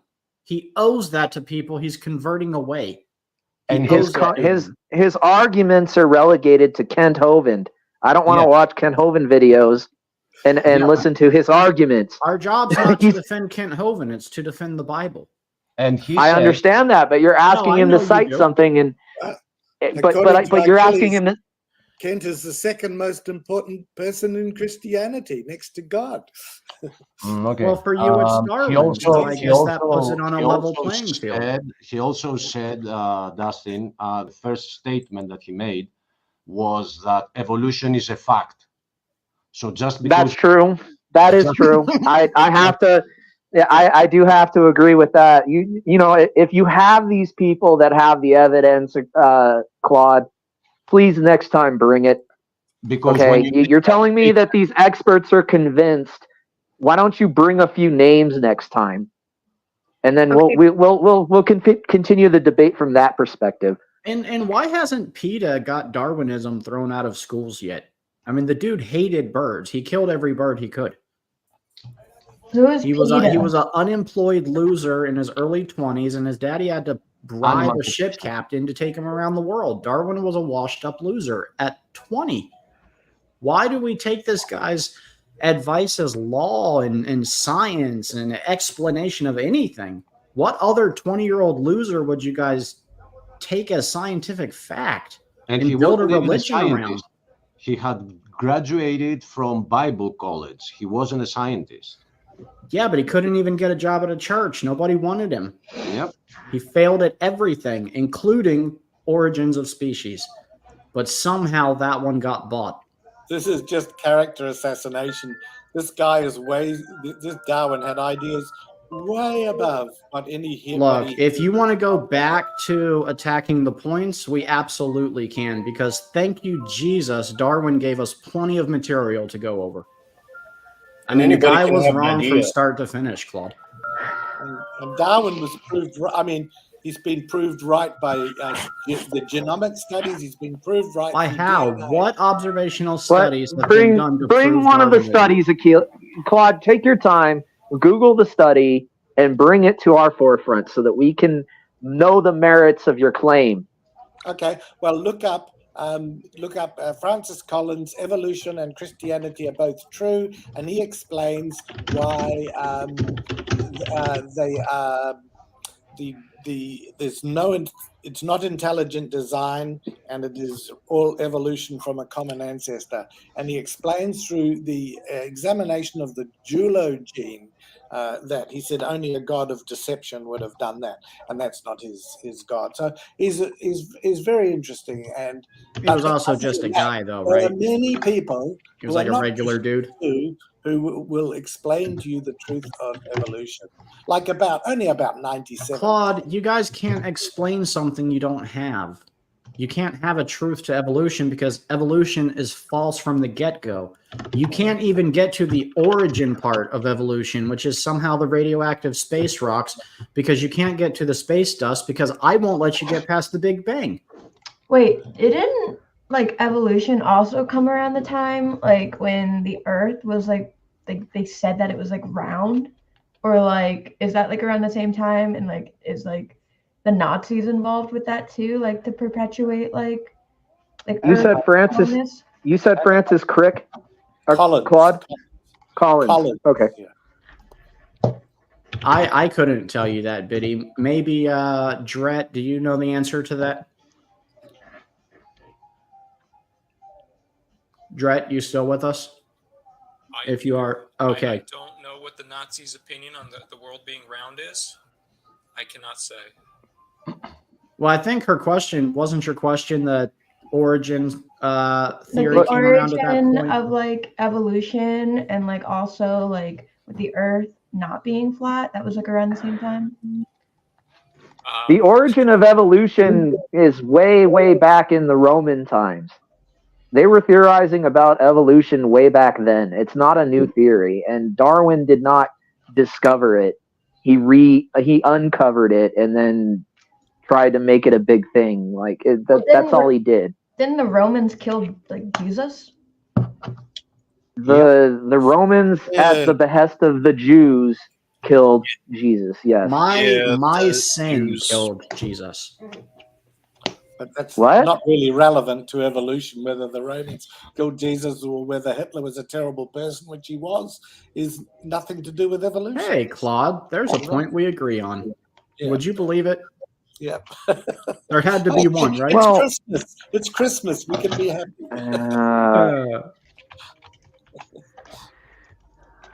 Claude, Yes. you would subject us to the most extreme, stringent qualifications and standards of evidence in order to prove God. By what reasoning do you have to stand there and say that that your theory is stronger than our assertion based on what little evidence you think you have, buddy? I mean, we know that there's missing links in your chain, right? The chain is missing. The whole chain. How do you not see your bias? Like, why don't you see that the level of demand for evidence on our side is not equivalent to your side, and that you're just taking your theories on granted? Well, no, I believe that the DNA evidence is clear that we all have a common ancestor. I think DNA is clear on that. But how does DNA know how to like evolutionize? Like, how does DNA doesn't? DNA is just base pairs. Okay, it doesn't have memory. It doesn't have feeling. It doesn't get hungry. It doesn't change. They're base pairs. They're molecular structure that makes the housing for life to live in. Right? How is that? So you're. Sorry. How's what? Done a science degree. What? No, this lady I'm talking. Has she really done a science degree? Is it from a Christian university or something? Science degree. Where does it say? You're talking about Yasum. You're talking about Yasum. Pay attention. No, pay attention to who you're. Yeah. Pay attention to who you're a maligning right now, Claude. Okay, fair enough. I'm confused. Yeah, please allow our friend Biddy to speak her mind. No interruptions. Well, I'm a little thrown off guard about. I was so confused about what just happened. A bachelor's in environmental science from a non-Christian college. Thank you. Oh, very good. Biddy, what happened is that we know Claude for quite some time, and it's the first time we allow him back here since the past 5 months. And he's taking it as an opportunity to throw shots at everyone. He's been piling them up. So you can ignore that, and let's try sticking to the point. I completely agree with the fact. I disagree with Claude because if he wants to go into DNA, he's losing this argument too. So maybe pick something else. Well, DNA. maybe I can turn it around. What is the evidence for special creation then? The fact that if you take one cell of your body, and that bias. I'm a programmer, and I understand code, and DNA is code. And if you could take one cell of your body and unravel all the DNA in it, it can take you to the moon and back 7 times. If you take all the information that is in there, you can feel, and you put it in books, you can feel all of Grand Canyon, and you haven't even covered half. So you are telling me that this created itself. So not you, nothing personal. The theory of evolution says that it evolved from more simple forms, which just doesn't make any sense. It's code. So where's your evidence for your God, or specifically your God as opposed to Thor? Or it's simple. Where's your evidence for the common ancestor that monkeys and humans split from? Yeah, where's that evidence? All right, let's tackle. Wait a minute. If it's because of evidence that we couldn't have our God in school, then why is your literature being taught? No, God, please, no, no, no, no. Science let me just give the answer to the exact question, which was based on the exact example. Not that you guys are wrong on what you just said, but I would say that as a programmer, if I discover a program somewhere and I press a button and it renders and it works, if I were to say that it created itself, I can equate that to me being stupid. It has yes, because you don't know the program. difference between an animate and inanimate object. I agree. That is Okay, hold on. Lupin, are you still there? I just got back. What's up? All right. Well, I was going to give you an opportunity to speak because you've been quiet for so long, but getting back, you'll have zero context. So we'll just continue. It's okay. I've just been listening in. I'm in the middle of pizza. Claude, you don't have evidence for a common ancestor between monkey and human, and the cat has no ancestor to speak of. So what are you talking about, Claude? Why do we have to provide evidence when you don't have any? Well, I believe I've given you evidence. You don't accept it, fine. But now I'm asking, okay, if that isn't true and the DNA is not evidence for evidence, what is your evidence for special creation? And Achilles has talked about something can't make itself. He's talked about an inanimate object, of course. That's the Hovind thing that he goes on about. There is a difference between reproduction of a living organism and a reproduction of an inanimate thing like a pen. It's so obvious. It's the basic. It's very convenient to say that, Claude, but we were talking about DNA being a program, and I just told you that I'm a programmer with a degree. And if I saw a program, I understand it had a programmer. So that made perfect sense. If you want to go around it, you can go ahead. But you mentioned Dr. Hovind once more. And this time he's going to respond back to you from a video that you uploaded about a friend of yours who is in the chat. So enjoy. Kent, ultimately, intelligent design amounts to nothing more than pointing to holes in evolution. You think so? Tell you what, I believe this ink pen evolved. Nobody made this pen. It happened by chance. Anybody that believes otherwise and tries to point to evidence for it being intelligently designed, you're just trying to poke holes in my theory, aren't you? That's how dumb your comment is, crybaby. It's dumb. Take it down. You ought to be embarrassed by that, okay? People believe in intelligent design because there's obviously a designer. They're the designer of an ink pen, okay? If I said nobody made this stapler that looks like a dinosaur, nobody made it, you'd think I was an idiot. And I think anybody who thinks one cell in your body is way more complicated than the space shuttle. And I think you're an idiot to not believe there's a designer. Tell everybody I called you an idiot. Okay? Sweetly in Christian love. He just comes across as an idiot. But Steven, Crybaby has pointed out that DNA is a chemical, not a program. All right, one second. What's that, Dustin? if I add sweetly in Christian love, can I get away with calling people idiots? No, because we hold ourselves to a different standard here, and our standard is a little higher than it is set other places. Okay, can I interject for 1 second real quick? Because something's bothering me. There's been a lot of back and forth about the lack of evidence on both sides. But I would like to point out the elephant in the room that seems to be being walked around. We are not allowed to teach or discuss our beliefs in school because of a lack of evidence, as you put it. But yet your propagandist bullcrap is being pushed in our schools with the same lack of evidence. What makes that right? Well, and then you have creationist crybaby saying stupid things in the comment section like, we have multiple ways of dating. You have genealogy. Look, dude, if I had to compare the value in a genealogy versus multiple dating sources, which date the same object at different dates themselves, I would definitely go with the validity of genealogy. Like, that's one of the stupidest arguments I've ever heard. You use genealogy to check the dates that you get from scientific experiments. Wait, dude, genealogy is the baseline you go off of.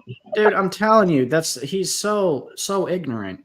Then, like, I'm so confused with, like, genealogy. Like, how do we, like, incorporate, like, phylogenetic trees and, like, we stuff don't. like that? And, like, I don't know. Like, Yep, Like, good point. I don't know. When you're saying phylogenetics, right? That means that an organism will never change. Then how do you get a common ancestor from an organism That's that what does not I'm change? confused about too. Yep.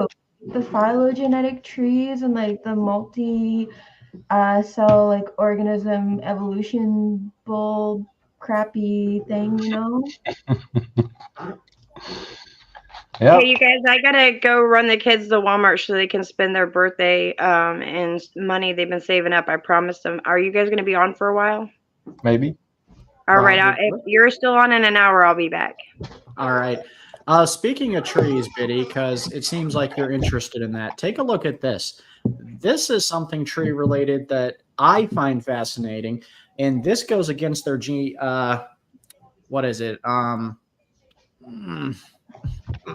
Is that a rock? No, this is a petrified tree, and it's growing through millions of years of their rock formations that they claim make up the Mosaic and Jurassic and blah, blah, blah. This one tree is petrified, and these are all over the world. Some places Are they we have still whole forests. alive? No, they're dead. They're fossilized trees that are growing through billions of years of history, quote unquote. It's impossible, and they cannot explain these petrified trees. Wow. They look You like know what they rocks. should do? You know what they should do is cut one of them open and see if they can find one that matches in dendrology. Can you maximize one that I loved? I haven't seen that before. Right, not this one. Scroll a little down. The one that has the layers left. Oh, maybe where you are. Go top. 2 pictures top. One more. This one. I just love that one. Look at this. They are saying that each of those layers is, I don't know, hundreds of thousands of years. So there was a tree there that was growing for hundreds of thousands of years or millions of years, and the earth was going like around it, and that kept growing. Here's the intriguing though. They cannot find a million years worth of rings in these petrified trees. The reason I brought up trees is because I was reading this book by Ernst Mayr because I was really involved with it about Charles Darwin and his like theory of evolution. And there's a lot of contributions by what are we called? Creationists. And it says the conceptual framework of evolutionary biology was greatly enriched by creationists. So I don't know. I don't think, I think this book is probably a good example for. Well, there are many creationists that believe in evolution. I consider them, and the panel considers them fooled by this narrative because they cannot say that the word of God is infallible, but at the same time they are adding millions of years between the days of creation. So yeah, that makes sense because the word of God has been here since we were created. Yes, and if there are millions of years before the days of creation, in order to fit in how we evolved and things like that, then you are actually calling the book a liar because you cannot have Adam and Eve there. They must have evolved later. You could not have trees growing for 1 million years without the sun that came on the 3rd day. And they are just looking away when that happens. So there are many books out there that are going to claim that they are Christian, but if they believe in evolution, I say, oh, you're not really Christian. Christianity is about creation. It's about the word of God being true. And it is the history of the earth is 6,000 years, and it's about to end because we're going to get into the 1,000-year kingdom that Christ has promised us, which correlates with 7 days of creation. And you're messing all that up if you are trying to fit in theories that start out from atheists. And I don't call them Christian, but they can have their opinion. Anyone can have their opinion. So my opinion wait, is, are you I'm sorry, but like are you saying they're not Christian if they're not like crediting creationists? No.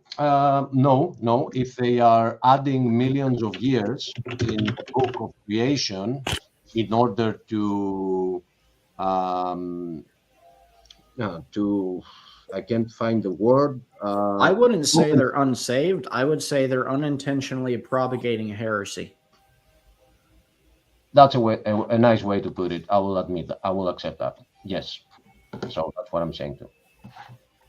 Well, God save their souls, I think. Did you grow up in church, Biddy? I did. I'm a Catholic. Are you really? You're still Catholic? Yep. Okay, awesome. You go every mass, or you try to make it I went to weekly mass on whenever Christmas was.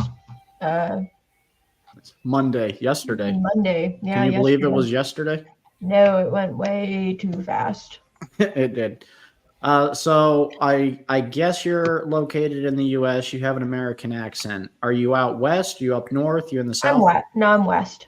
Okay, I wouldn't say Cali. I would say Colorado, maybe Washington. She's a Washington girl. No, she's a Washington girl. I want to go Washington, but I'm thinking Colorado vibe or Oregon.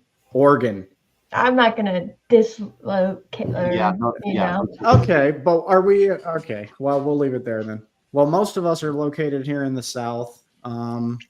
Dustin is out west. He lives in Washington, and Heart of Flesh is in Greece. Wow. Well, there's a lot of Korean churches back where I am.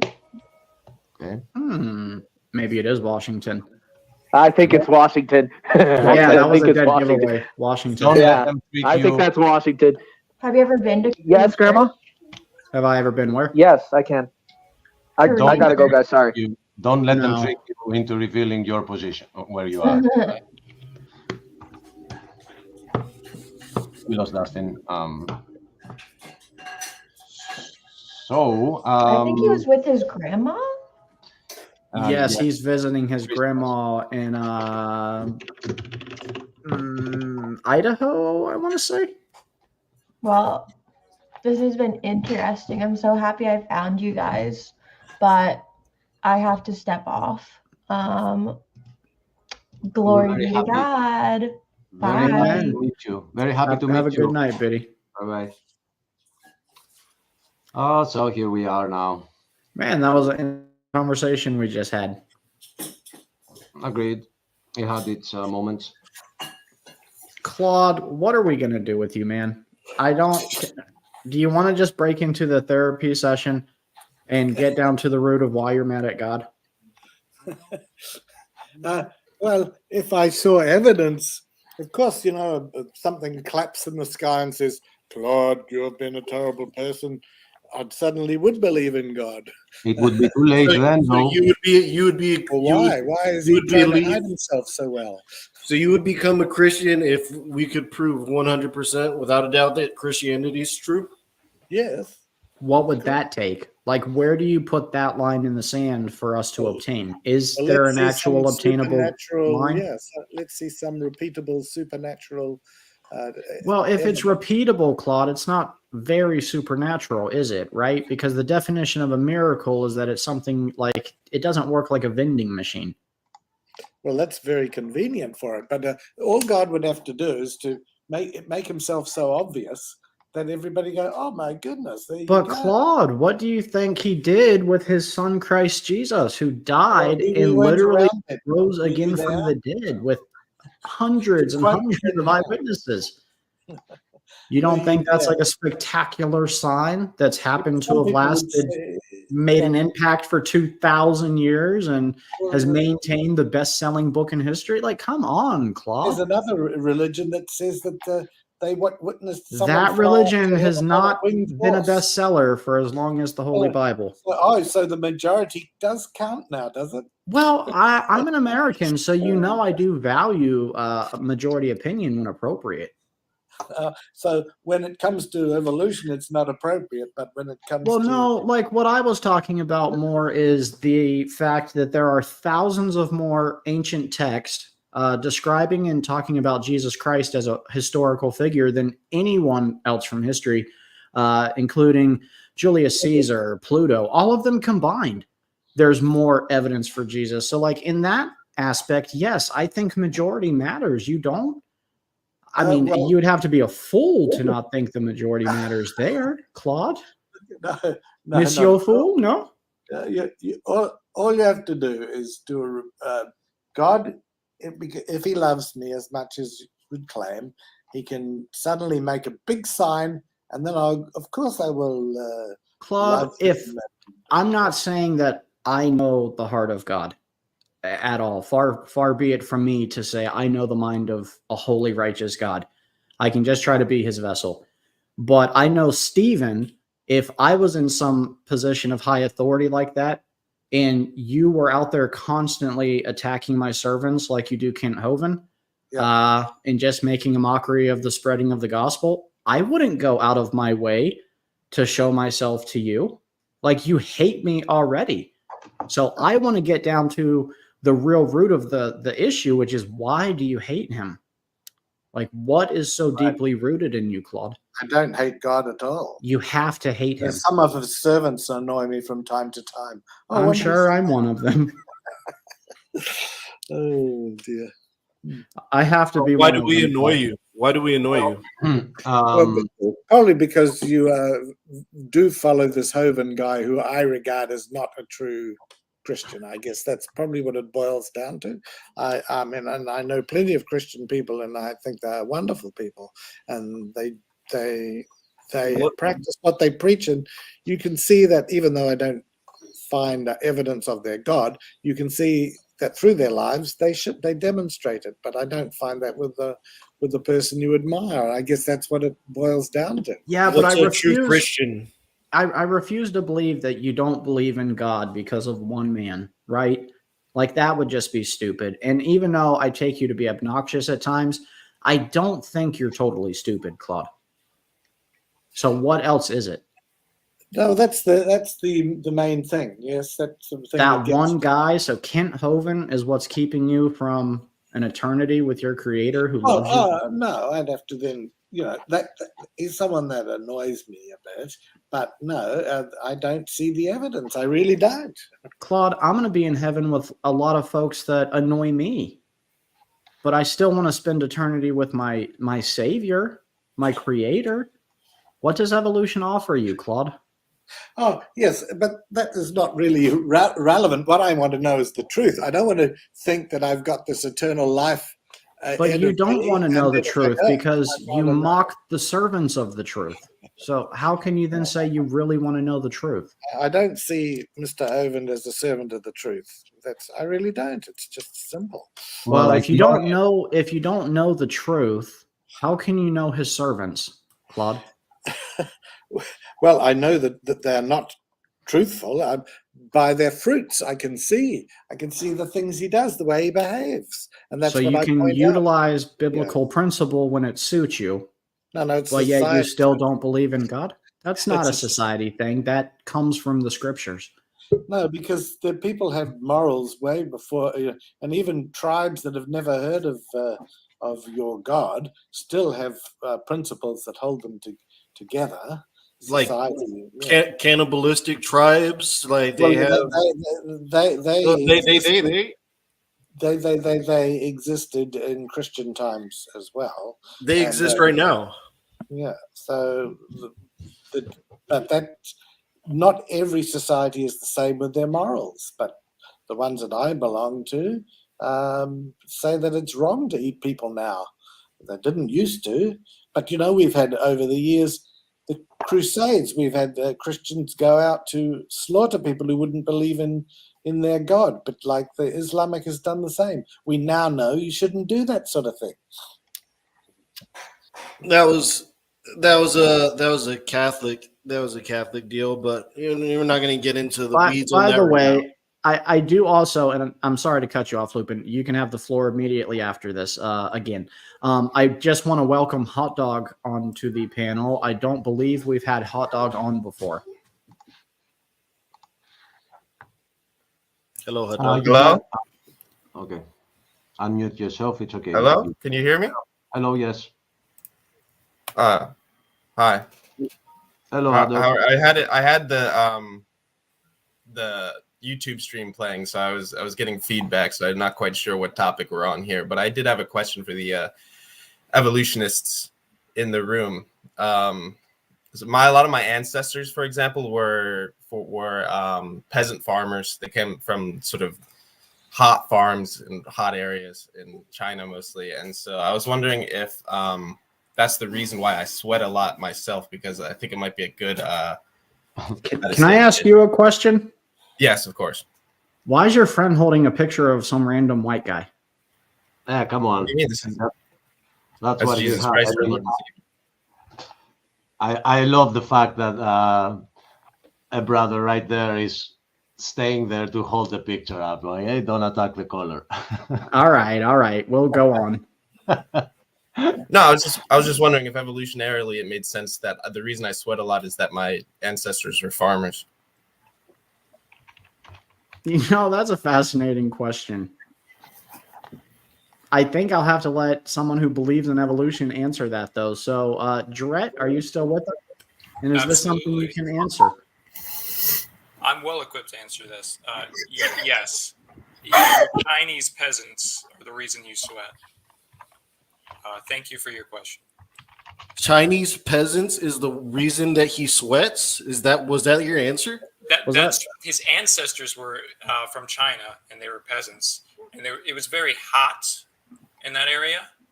Is this really what you guys believe, or are you trolling me? No, it's not. What I'm asking the question. I don't know.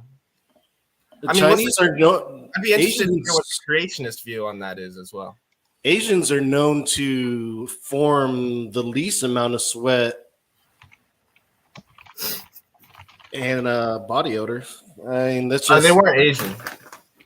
I don't know where we got Asian from.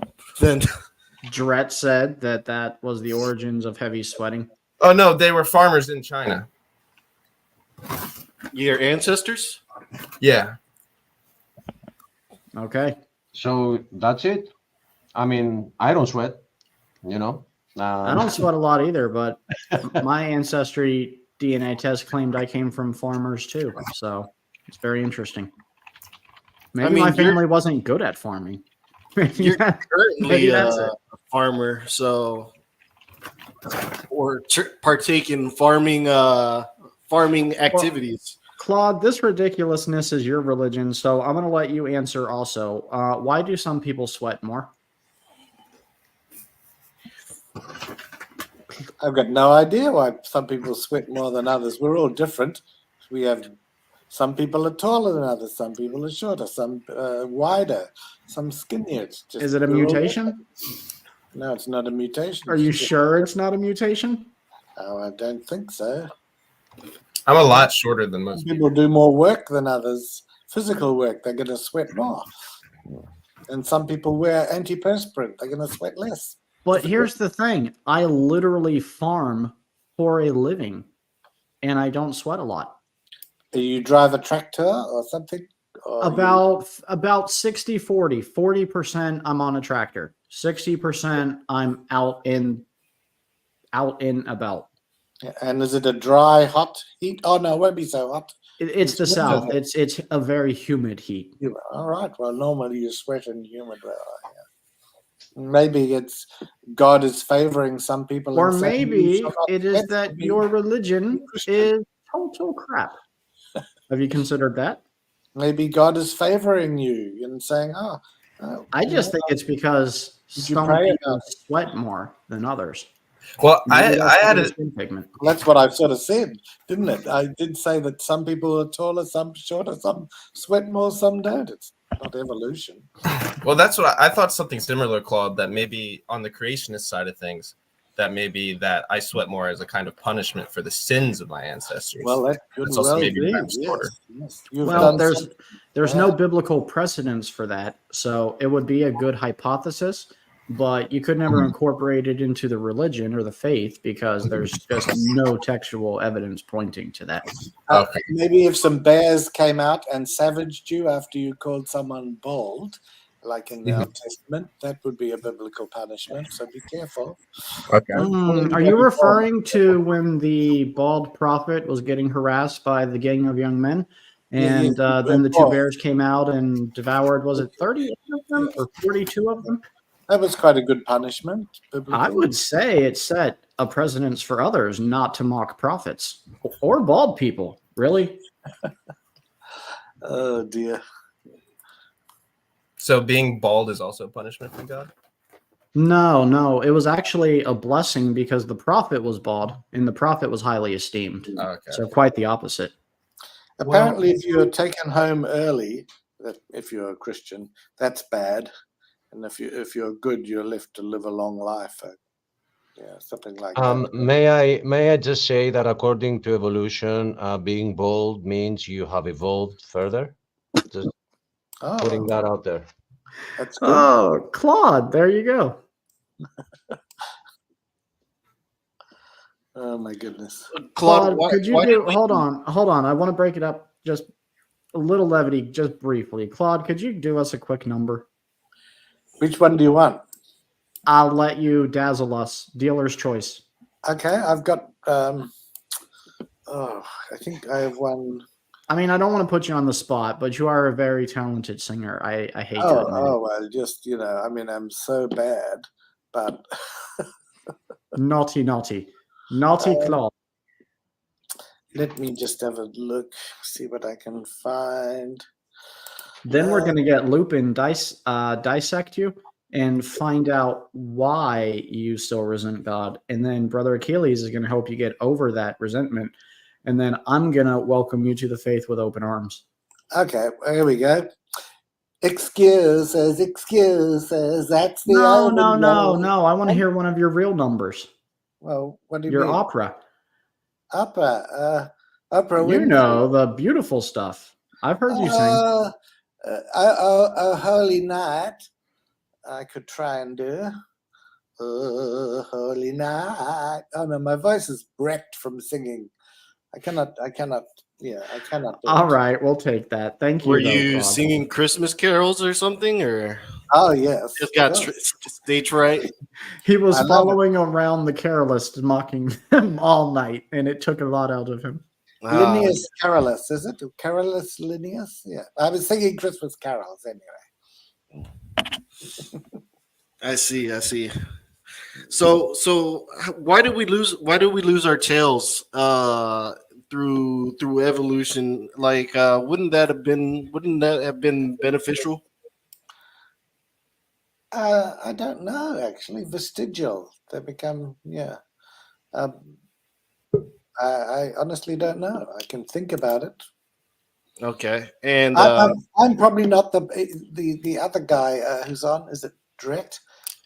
He's probably more an expert on this. Or if Crybaby would come on, I think Creationist Crybaby knows a bit more about that.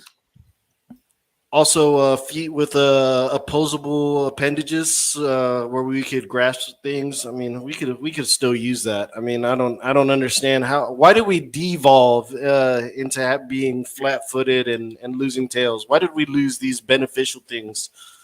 I suppose it's better to be walking on two legs all the time than to be half two legs and half four legs and rely on your tail. I suppose that could be one way. I don't know. There's probably many different explanations. I don't know if I agree with that. I don't know if there's any scientific basis on which you could even make that point.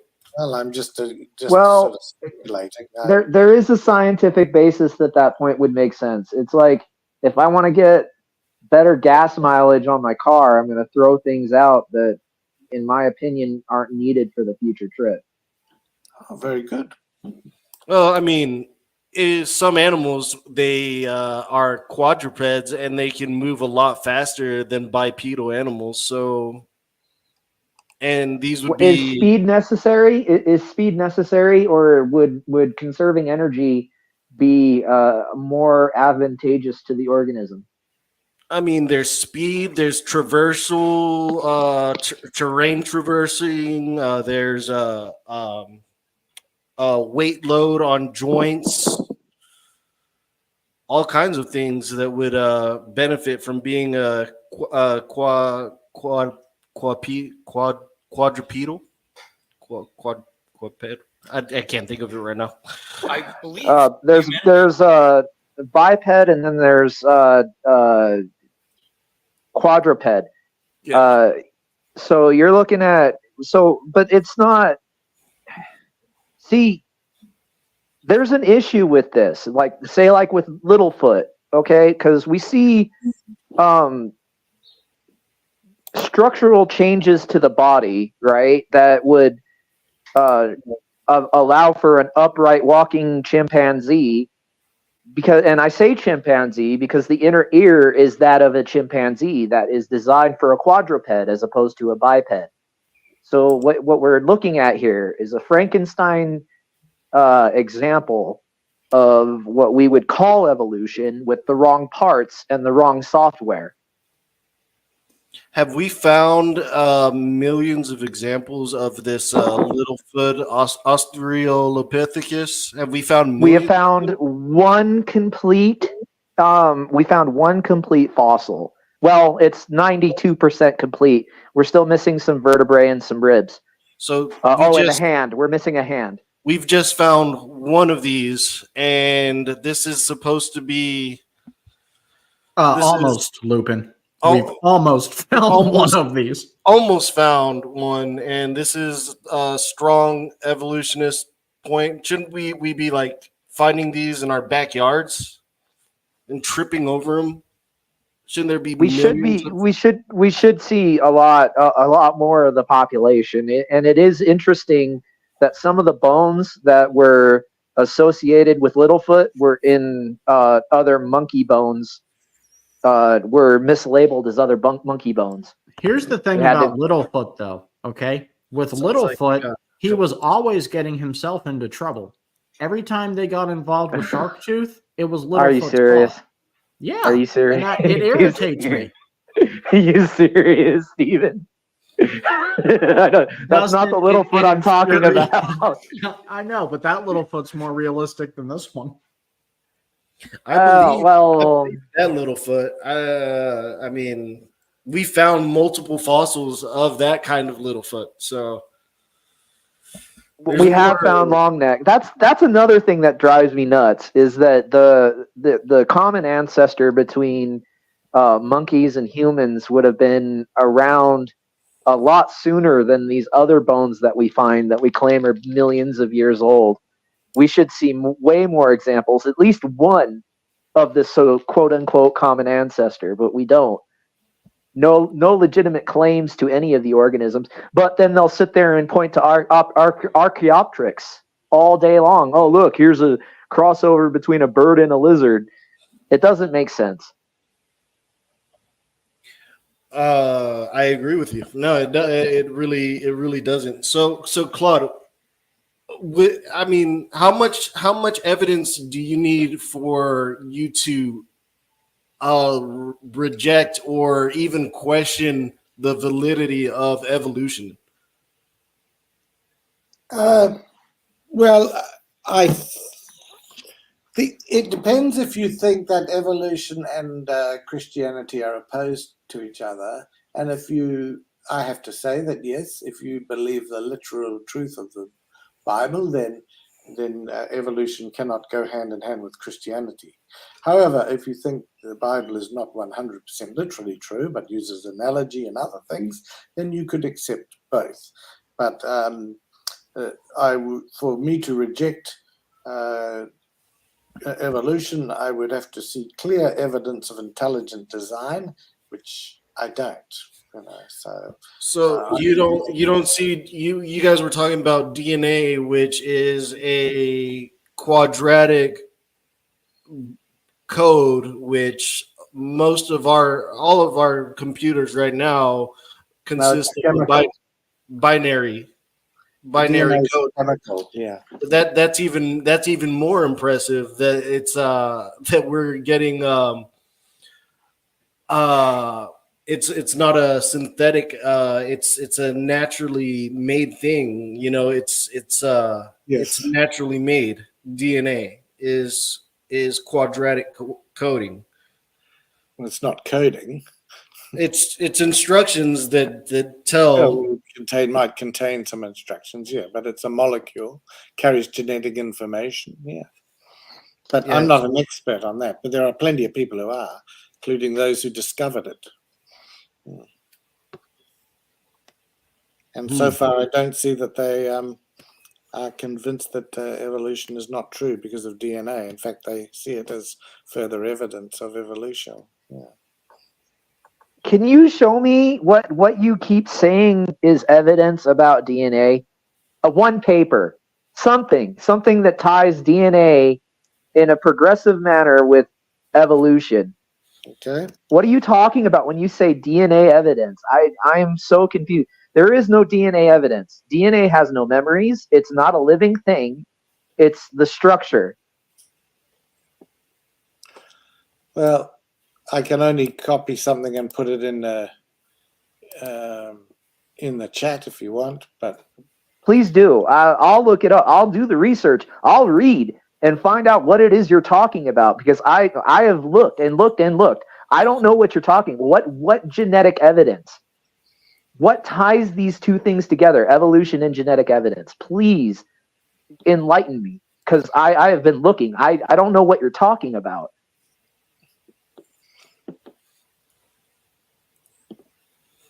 Okay, so let's see. We got something Googled here. Let's see. DNA and the genetic code reflect the shared ancestry of life. DNA comparisons can show how related species are. Biography, the global distribution of organisms and the unique features of island species reflect evolution and geological change. That's not that again. That's analogous to my argument that I had before. Your DNA is based on your intake and what parts you have in order to build the structure that is the genetic meat suit that you claim is evolution. Buddy, you really don't know what you're talking about, Claude. I'm sorry, you just don't. When you keep spouting off about DNA evidence, you don't say anything specific. And when you bring up these weak, soft excuse of explanation, it's not even a description. You don't go into any genes. You don't explain how there's a comparison between the two. Okay, I've just put something up for you. It has to be in the private chat because the comments, it won't allow me to paste a link. I think that's just normal. So you can, if you look in the private chat, you can read that from the Smithsonian, which last time I looked differences between humans and between 0.1% average study of this. You have to take we won't be able to talk about it today because it's going to take some. Can I ask you a question, I know Claude? you are looking just to pick holes in it. But I don't want to pick holes, but I do want to ask you a legitimate, heartfelt question if I could. Yeah.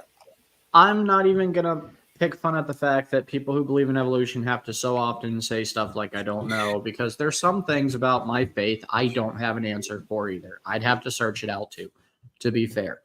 But there seems to be a lot that you don't have any grasp on, and you have to Google it or look for sources. And I'm just wondering, like, if you're that unsure of the material, why are you so willing and quick to bet your eternity on it? Well, because I trust the science. That's what I do. Yeah. Isn't your eternity a lot to gamble on the accuracy of science that updates itself every couple of years? Yeah. Well, if I thought eternity, Claude, because we're going in a bit of a circle. If I saw eternity is forever. I thought if I saw the evidence for a creator, I wouldn't. Otherwise, I'll have to believe in a whole lot of different creators, and because just to make sure I get the right one. Yeah, you obviously think there's one, and that's the Christian God. But if I go to talk to a Hindu person, they'll think it's someone else. Perhaps Brahma created everything. So I'd have to go around believing all these different things just to make sure I got at least got one. No, because if you started to seek God earnestly, I believe that He would draw you to Him. If you were to really earnestly seek Him, I kind of think that's what He's doing here now. I really do. I think he has I do a too. thirst for knowledge. I believe he does. I don't think that he'll allow himself to admit it to himself. He's reluctant. And I think highly the reluctant. reality is that he knows he's amongst friends. I hope so, at least. Oh, we can have a chat. Yeah. I'd say frenemies. You know, we're frenemies. Yes, yeah, that's fair enough. So I do love you, Claude.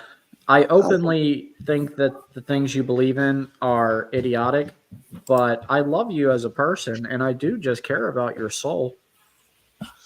well, Missing Mod is saying the Lord has drawn me already, so there you go. I believe so. I think so, Claude. You're amongst friends here, buddy. Okay, nobody's trying to make fun of you for what you believe. No, I realize And that. it is way easier to rip somebody off than it is to convince them that they've been ripped off. Oh well, I'm going to go outside and get my lunch now because it is midday here.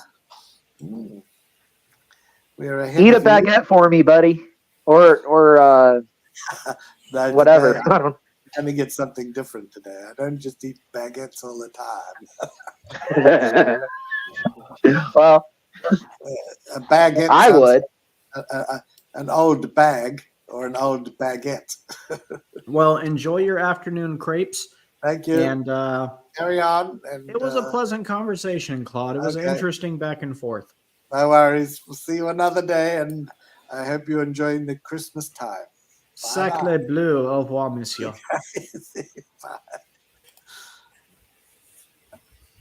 I'm just back. What am I missing? French 101. Did I miss a lot? No, I just said, oh my God, goodbye. Claude converted. He's a Christian now. He's very. You need to go. We're back wearing to him the last down, man. 5 minutes. We're wearing him down like every single path of or every single wash of the ocean. We just wear that beach away. Hey, I think it's like the more that they start asking these questions and the more that they start getting answers, the more it's dawning on them like, oh, I'm just feeding into what I've been getting on the internet and just what all my friends want me to believe instead of believing what I actually should be believing in. What's funny is they're like, oh crap, they actually have answers. What do I do now? Retreat. They're hitting the eject button as quick as they can. Look how they dwindled out. We had 3 atheists on here. Well, Biddy says she's Catholic. I was leaning atheist, but okay, good. But three people on here, and now they're dwindled down. But 12 viewers. So Claude couldn't take the therapy session anymore. And we are ready for the next atheist to come on. The doctor will see you now. Don't we have? Okay, we have time for Ryan. It's in an hour and a half. Yeah, well, Ryan's show starts at 7:30 Eastern time, and it's almost 6. So there's an hour and a half until his show starts. Where's old Mark Reed?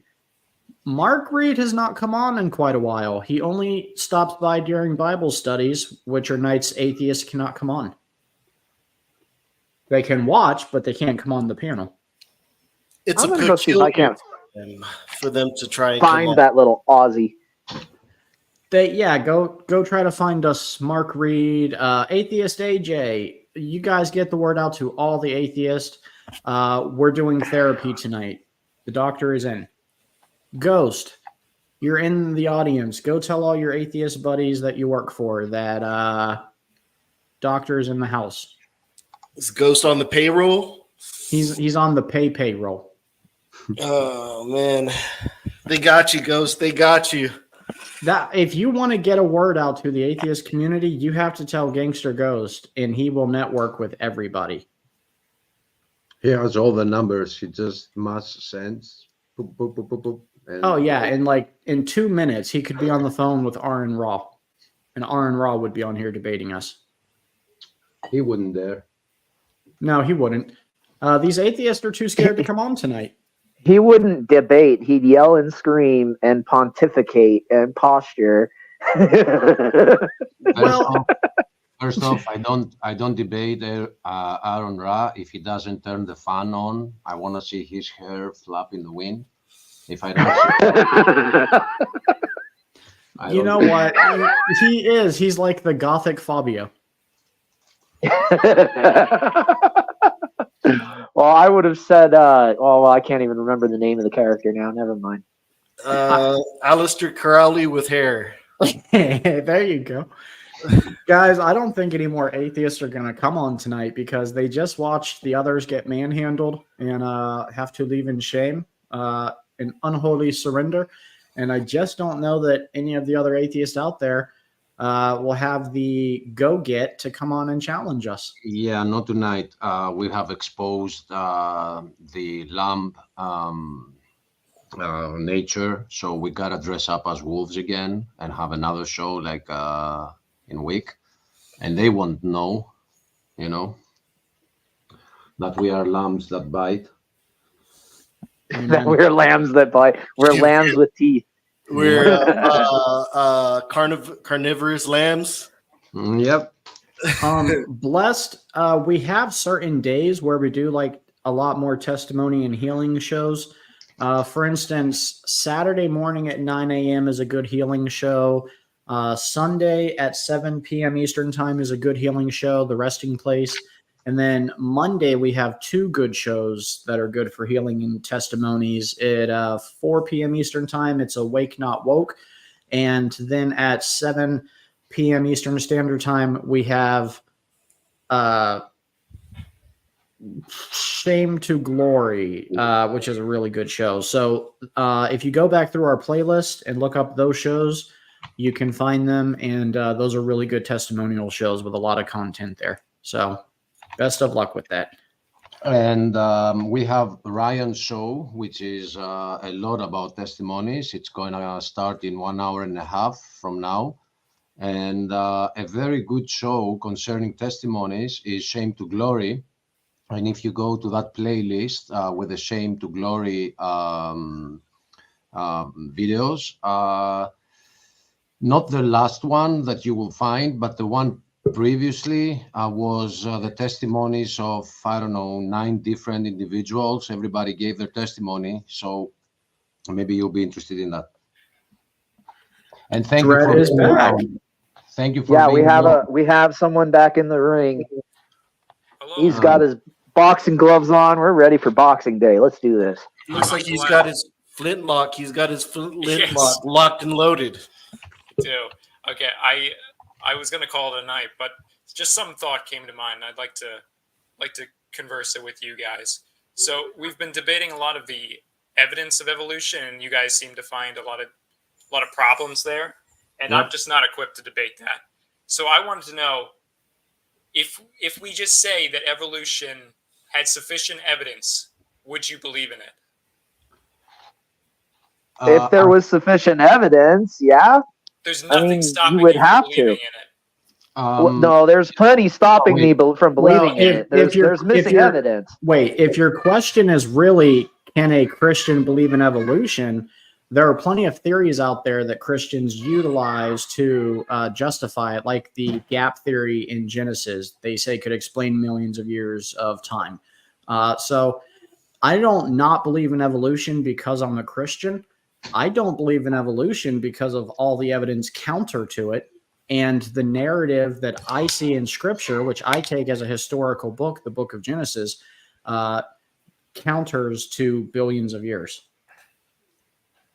So you do see something in the Bible, even if the evidence was there, you see the limitation of because time. If I saw evidence for billions of years of evolution, I could fit it into those 6 days. Okay, so I believe, I could be wrong, you guys probably are aware, isn't there dating methods to determine like the oldest rock was used to determine how old the Earth is? There are problems with them. They don't work. We have called carbon dating. Yeah, we have. No, Pastranacium argon dating. It's Yes. not carbon. When it comes to bones, that's when you're dealing with carbon. Okay, You don't deal with carbon when you're dealing with rocks. There's all a of couple the of methods. dating methods. Yeah, but all of the methods have problems, and there are a lot of assumptions built in that they don't mention the assumptions, and then they give you the result. And we have seen examples of dating living snails and get thousands of years old. We have dated living skin of seals, scratching off the skin, and what we take out of it, we carbon date it, and we get false numbers. We have found 2 mammoths and dated them, and one of them was some thousand years, and the other one was millions of years old. We have found fossils that had a full stomach, and we dated the animal, and the stomach gave completely different results. So once you look into it, you will see that there are a lot of assumptions.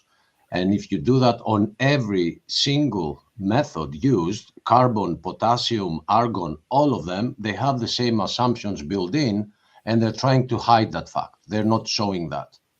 So my response to your question would be that actually what Stephen said, but if there were evidence, I wouldn't have become a creationist. It's the lack of evidence that made me say there must be an alternative. So that's how I looked into the Bible. I didn't go to school being a Christian. I became a Christian many years after graduating. So Okay, that's well, thank you very much for those answers. I would have first. Dustin and Lupin, are you both under the same stance as these two? That if there was the evidence, you would adapt Christianity, your beliefs, to fit it? No, I wouldn't adapt Christianity. The two are not compatible. Yeah, but the evidence in and of itself, if it was conclusive, yeah, I'd be a believer. But there isn't any. It's a bit of a loaded question. I can't say that I would immediately accept evolution.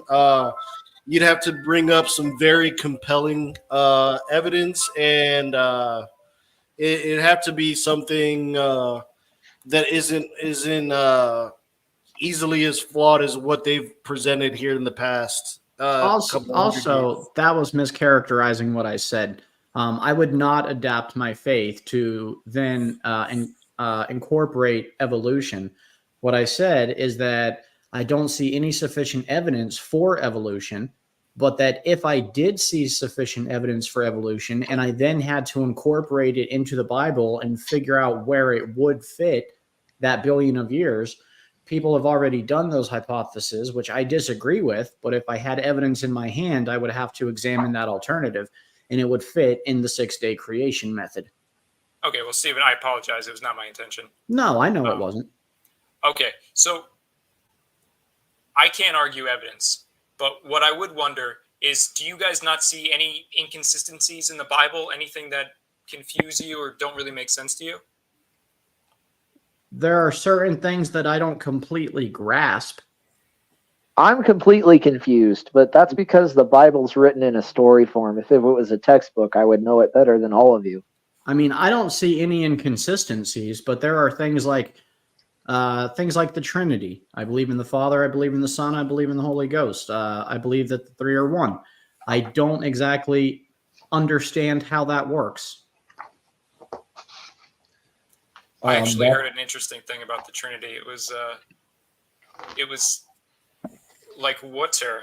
It can be ice, vapor, or liquid, and that's the Trinity. I don't know if that means anything to you, but I just thought that was interesting. No, I mean, it's a very simplified way of looking at it, and if that helps you understand the Trinity, I think that's a fair way to look at it, because you could have liquid water, you could have ice that's water in solid form, and then you could have steam or water in a vapor or gas form. which they're all water. They're all H2O. It's just they're in different. It's a nice simplistic example. Like also I've heard the egg one. You know, you have the shell, then the white clear part, and then you have like the yolk. It's 3 in 1.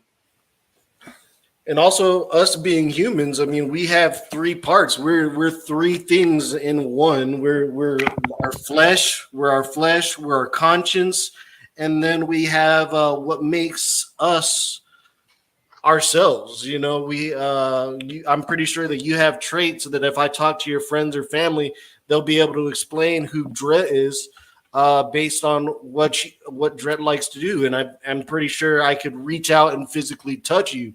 And I'm pretty sure Dret has his own idea of what is consciously morally good and what is morally not good. So I mean, there's we see forms of the Trinity in ourselves too. It's one of these things where you just kind of have to look at it from an outside perspective.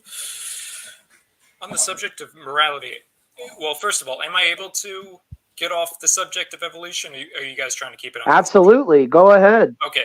Because it's evolutionarily related. I tried to read the Bible, and I found from reading the Bible, I doubted it even more. And there's a particular part of it. I don't know how to properly say this. Genesis 19:7. There's a way to say it, right? But if you could bring that up, if you guys could explain to me how you come to grasp with what's said in the Bible under Genesis 19:7, it seems really immoral to me. I'm on my way to bring Where's it up Stump at? We need to get Stump in here. Stump came by earlier and then he left. And by the way, welcome, Shayna. Hello, Shayna. Hello, everyone. Hello, Shayna. Hello. We need Stump. Stump would be able to clear this up. Well, we're not even confused yet, so we don't need the Superman yet. We can deal with this. I default to Superman, okay? I don't do well with stories. If this was textbook stuff, I'd be your man. Okay, so Genesis 19:7, you said? That's what I said, yes. Okay, what I read there is one verse that says, "No, my friends, don't do this wicked thing." Oh, okay, so the next lines as well. All right, let me share the tab though, so we can all see that. Because, that sounds ethical enough to me. Don't do this wicked thing. It's the next sentence in particular. I'm pretty sure this is going to be Lot. Yeah, it's Lot. Yeah, so this is Lot referring to the perverts who were trying to molest angels. And by molest, I mean RAPE, angels. What was your question pertaining to this? Lot is, I believe the way the Bible's phrased, he's supposed to be a servant of God, right? Amen. But the thing he offers in exchange for the safety of the angels, I find morally unacceptable. You're right. You're right. And if you notice the angels who were messengers of God did not tell him to offer his daughters in their stead. That's what man did on his own accord. And then it was historically recorded. Like, you get that though, right? But the angels did not try to stop him, did they? Well, if you read through the entire story, it was absolutely stopped. So yes, they did, sir. Yeah, they struck blindness on the people. They couldn't see. Let's not take out context. I mean, if we want to have an honest dialogue, we should leave all context in place. I don't mean to do that. No, that's cool. And that's what the problem is with a lot of ethical problems that people find in the Bible, the book of ethics, is that they don't read everything about the chapter. They just take a verse and say, oh, that's so cruel. But did you read the rest of the chapter to know who said it? For example, if you pick up Lot's story and you take a random verse from there, which is from Lot's friends, you can use this and say, oh my God, what does the Bible say here? But that's not Lot that is saying it. It is, and did I say Lot? I mean Job, I'm sorry. We were at Lot right now. And there were some issues with Lot. So, and his daughters. So it's a long story. And if you take one verse by its own, you will not understand it, and you might find ethical problems with it. But if you read the rest of the chapter from beginning to end, you'll be like, how did I even get confused with that one? I mean, you're going to find all kinds of examples through the Bible of godly servants who did ungodly things when they were not instructed to do them by God. The children of Israel is a perfect example. As soon as God delivered them from Egypt and Moses disappears for a few days up on the mountain, they already turn away from God and start going back to their sin. God didn't tell them to do that. Man did it. I think your explanation is actually quite great. I really appreciate that. Amen. I would say two other things I wonder. Well, first of all, do you think it's okay that God killed all the Sodomites? Who wants to take it? I just This isn't my one. area. Achilles, do you want to take this one? Yes. There are some things that for God are an abomination. And this is his world. He created it, and he set up some rules. There are at least 20 verses that say a man should not lie with a man. And we now live in a society where we have completely ignored those verses, and we have things that are happening, aka diseases, that come from the fact that we are not following the natural path. Because if you look into biology of the reproductory organs, you will see that it is so toxic within a specific place that I don't want to mention, that nothing can survive it. No bacteria can survive it. Even sperm has problem surviving. So there is a reason for that. But after we started ignoring this book and went on and said, well, I know better, we started seeing people dying from things that science cannot control. Can I add on to this, Achilles, though? Yep. Okay, because a lot of times, and Christians are very guilty of this, we just pick out Sodom and we equate it to God destroying a whole people group because of sodomy. And there's truth in that.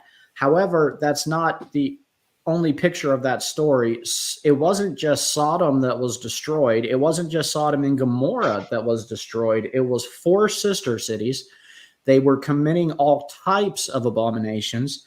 One of the cities including child sacrifice, and it was all forms of sexual immorality. It wasn't just homosexuality. It was fornication. It was orgies. It was adultery. It was more than just that one issue that we use to weaponize that portion of text against the Christians. And one of the things included was sacrificing people to Baal and then having sex on feces. So you can look that up and blow your mind, because there are diseases that are coming through things like that, that humanity would not be able to control, and humanity back then was not 7 million. So we don't understand a lot of things, but God does. So when he says, do this, we shouldn't try always to reason with it, to understand it reasonably, because there are things that he knows that we don't, and that is a great example of that. So can I ask you a question? Who? I don't know his name. Dret. Dret. Go ahead. So are you telling me that the reason you believe in evolution is a biblical reason and not a scientific one? Oh, I believe in evolution scientifically. I don't follow the Bible. You don't follow the Bible. So the Bible is not necessarily a factor in your choice for belief in evolution? It is not. Then why are you bringing it up as an immoral objection? This is unrelated to evolution. Okay, fair enough. But what? Fair enough.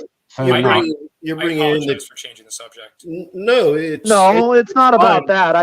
I was just wondering if the two were linked. I mean, if you're telling me that it's not a hurdle for you in your belief, I don't understand why you would bring it as a rebuttal. I just wanted to discuss religion with you. I felt completely unequipped to argue any more about evolution. You guys are well beyond anything that I can debate. You should check out Donnie from Standing for Truth. He's Donnie's the man.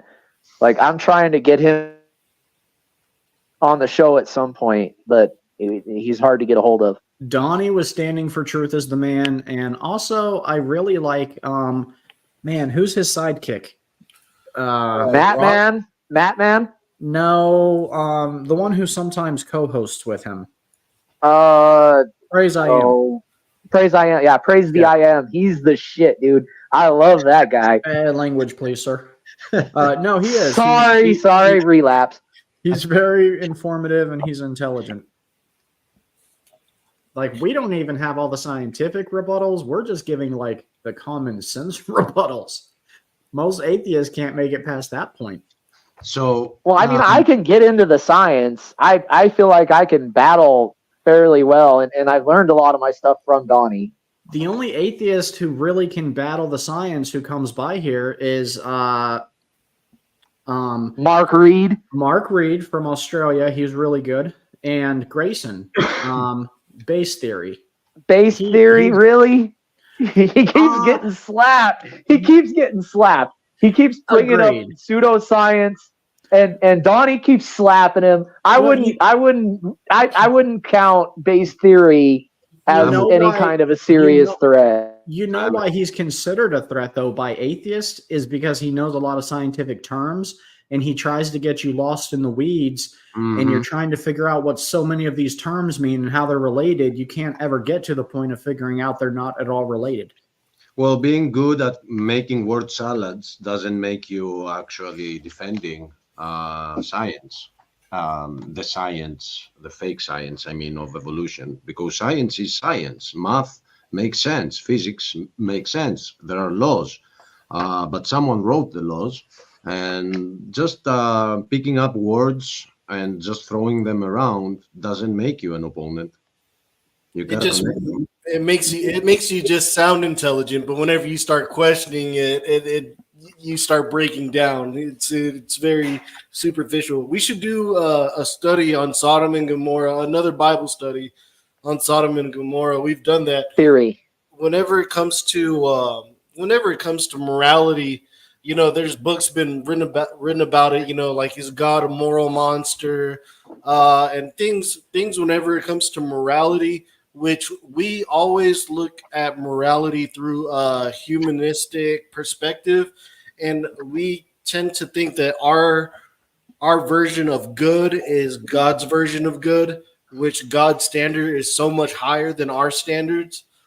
It's a very interesting. It's always an interesting study, and us as Christians, we should have the answers for your questions. And I wish there was more atheists that would at least be willing to listen and ask important questions like that. Because as Christians, we should have answers to these questions.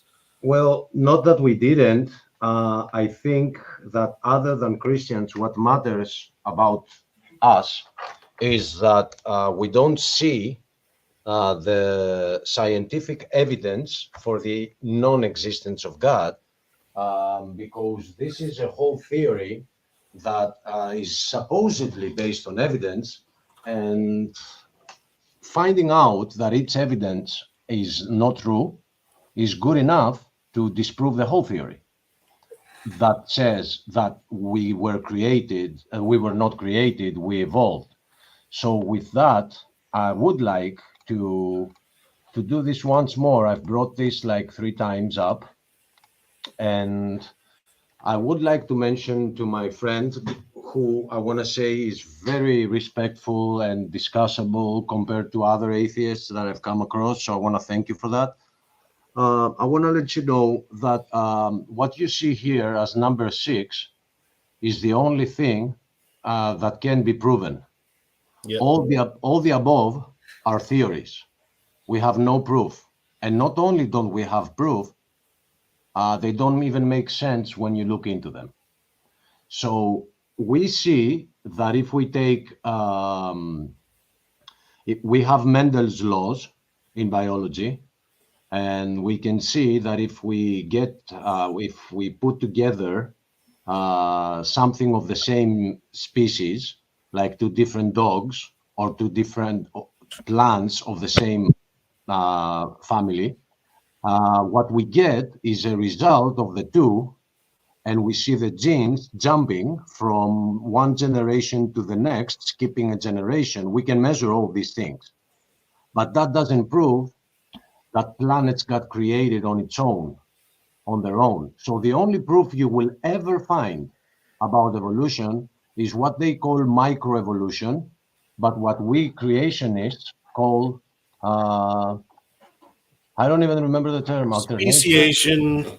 Well, and what you just got into, Achilles, brings up its whole rabbit hole on its own, the creation of the planets, because that goes back to the Big Bang. And if you believe that the Big Bang is the beginning of time, space, and matter, where was all of that matter? When was all of that matter? And what caused the explosion?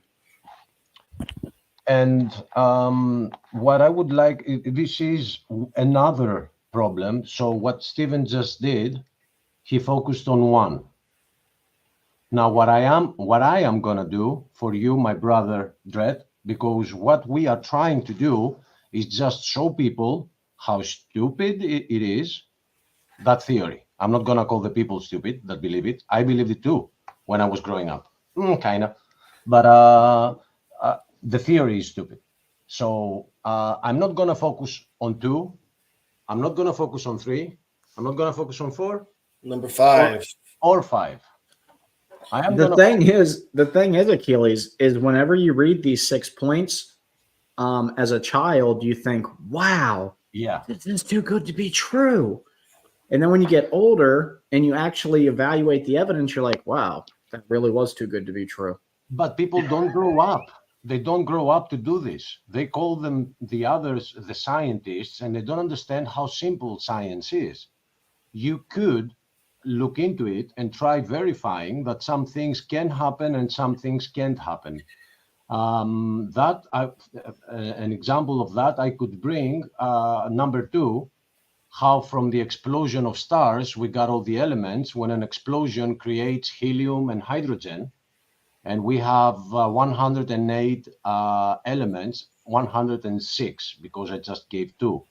But when they will give you an answer that this is fusion that is happening in the stars, they're forgetting one thing, that these elements exist within the stars. So what came first? Did the elements create the stars, or did the stars create the elements? So I don't want to focus there either. I've been looking into a book. What we are trying to do is to show people, and because we love them and we don't want them being fooled by a stupid theory, that there are only 2 choices. There is no third choice.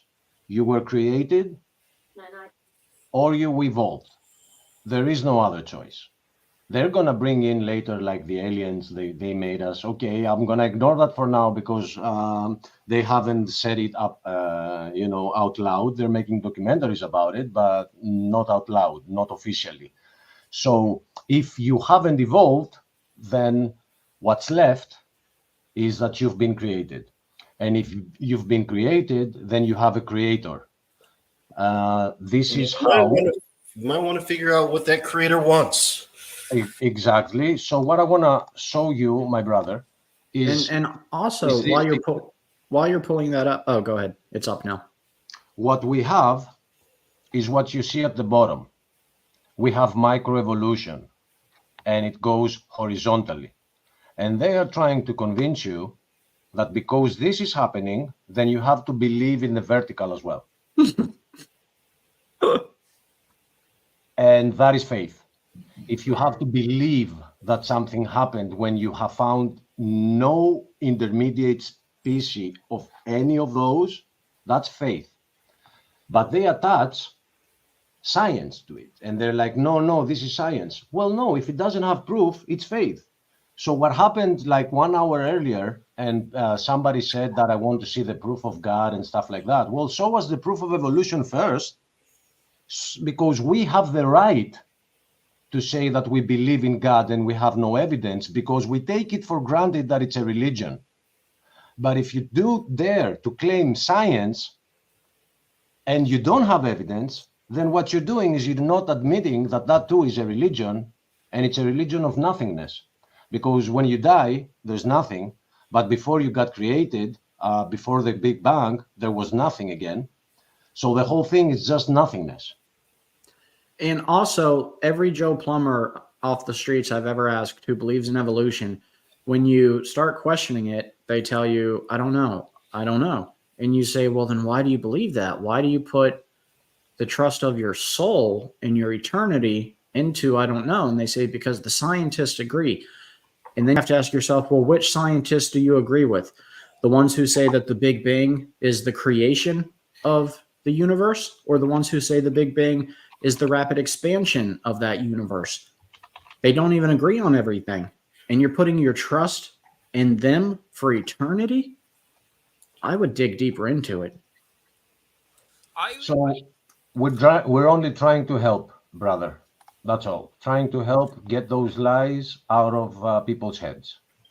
Go ahead, Dret.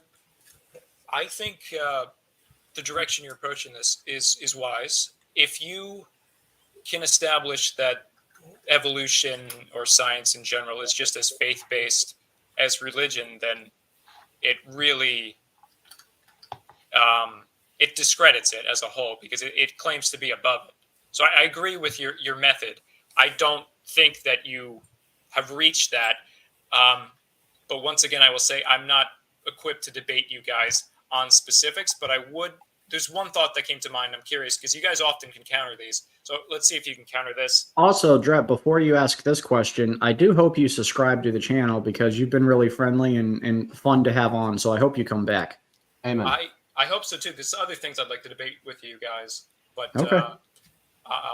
In terms of evolution, you guys, just so I've interpreted you guys correctly, I believe I have. Microevolution, like dog breeds, that's completely, you guys variations of a kind. Yes, it's doable. Genetic transfers, yeah. Okay. Doable and provable. It is. Okay. Yes. Absolutely. So, it just logically speaking, what happens over dog breeds over millions of years? Do you think you could come up with a dog that's so far from a dog that it can't even mate with the dog of a million years ago? No. I don't think so. No. Right, because even if you take the Great Dane and put it next to the Chihuahua, and we have become very scientific on breeding dogs. Look at the difference between them, but you can still look at them and tell it's of a dog species. And even if there's physical problems with them trying to mate, they have been genetically tampered with, like by humans, with artificial insemination. And as long as they can bring forth their own kind, no, there's no evidence that. And beyond that, Lupin, it can't even get that far, because even if we could believe that 3 million years from now, after breeding, a dog could look like a hairy horse or something, and look nothing like the dog we know today, okay, maybe. However, we're not that old. And then you have to go back into the scientific argument for how old the Earth is and everything created on the Earth. And there is no billions of years. The gravitational pull that we went over earlier alone dismantles that. It's impossible for the Earth to be that old, or we wouldn't exist. We would have been destroyed alone just by that. So if we had billions of years, maybe it's possible, but it's not even worth talking about, because honestly, there's just no proof for the billions of years needed. You're right. Yeah. If I can't establish that there's billions of years, then you're right. I can't even argue that. And that's our approach, is if something can't be proven, then we shouldn't be taking it for a fact. Facts come with their evidence. And that's what irritates me as a Christian. I get accused of hating science, but I love science. And science is what we can prove and observe and repeat. And we don't get that with much of evolution. And they still want me to call it science, but that's not science. And I love science. I don't want to pervert it. I'm just sharing a picture from my room. This is my telescope. Your $8,000 telescope. Let's not be modest. And that is my 2 degrees right there. I have one in a frame. The other one, I just didn't even care to take it out of. I just have it wrapped up. So if somebody tells me, well, you're not a scientist, you are a religious fanatic. My response is, get my telescope, and then you'll claim the scientific side. But till then, I call myself the scientist. So, my brother, I don't see this as a debate. I see this as assistance. We're just your fellow brothers who are trying to get these lies out of you because they've been feeding us, you and I, and Stephen, and Lupin, and Since Shane. we've been children. Yes. So the more you bring, the more I see opportunity to assist. I don't see it as a debate. I don't see it as victory. Well, we can say that we won you over to the truth, but that's about it. I think I'm going to be impossible to convert. I'm sorry to say, but I think you've established that, at least to me personally, that I do not have enough information to debate you guys or to question your beliefs so assertively. Well, I'm going to ask why, and I'm going to bring up again these two things. One of them is this one, which, if you want, we can focus on it. But the only thing that we have evidence for is microevolution. And then I'm going to do the same, and I'm going to bring up for any viewer that is watching what microevolution actually means. It means having one species and have variations of it. So how do we get from the variations to say that, oh, you see, that means that it can evolve into a bird? Because in case you haven't caught up, they are saying that the scales of the dinosaur evolved into feathers. So if you, my brother, take your own microscope and take a scale and take a feather and you put them under the microscope, you'll be like, no way. There is no way that this evolved. I can bring you hundreds of thousands of examples. So I don't understand why it doesn't make sense to see that this is all false science. And here's another example that comes to my head. They are saying that we evolved from fish. So that comes because there was one fish that still is, till today, that when the flood waters go away, it can survive in the mud, and it looks like it has legs, but they are not legs. But it can use them to move on the shore, within the mud that the water leaves. So similarly, they are saying, and this is official, that the cow has evolved from the whale. So my question is this. Did the whale jump on shore and waited for its flapping wings to become legs? Or did it grow the legs when it was in the water and it couldn't swim, so it came to the shore so it can walk? Before anybody answers, let me chime in real briefly, Achilles. Someone in the comments section, Somo Gozo, asked thoughts on femboys, and I posted you a link to a show we have every Tuesday night. It's actually tonight. Yeah, it's tonight at 7:30. So actually, you need to come back in a little bit because Ryan will be on. I shared a link to his playlist with you, and I think he'll be able to answer a lot of the questions you have. So thank you for stopping by, and definitely come by for the next show that's in like less than an hour, or hang around until then, and the transition will be easy. And thank you for asking the question. Okay, I think my point was done. I just because there was another comment from Creation Crybaby, who I haven't banned yet because I don't want to ban both his accounts, you know. I just want to bring up, he said that I have a very small telescope compared with the scientific observatories. And I just want to bring up the fact that I want to thank him for this comment, because again, it's going to turn in his face. Because I am going to point out now that those that claim to be scientists, they too have telescopes in their rooms, but those telescopes, when they appear on live shows, they always make sure, notice that, they always make sure that there is a telescope in the room. So they can say, you see, I'm a scientist. So compared to what you just saw, this is the telescope that Bill Nye has. I mean, yours is way more impressive than Bill Nye's. I wouldn't be using that to spy on the girl next door. That telescope is stupid. That's a stupid telescope. And a stupid owner too. And the owner is what makes it stupid. I actually love the telescope. And I'm gonna bring up the other telescope in the room of Bill Nye, the lying guy. Yeah, of a renowned astronomer.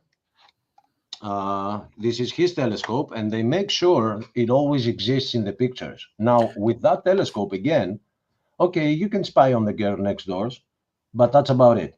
What's cool is that my baby sister got a telescope like that when she was like 5. Yeah, I have the same telescope on my basement. Toys R Us, right? No, it is.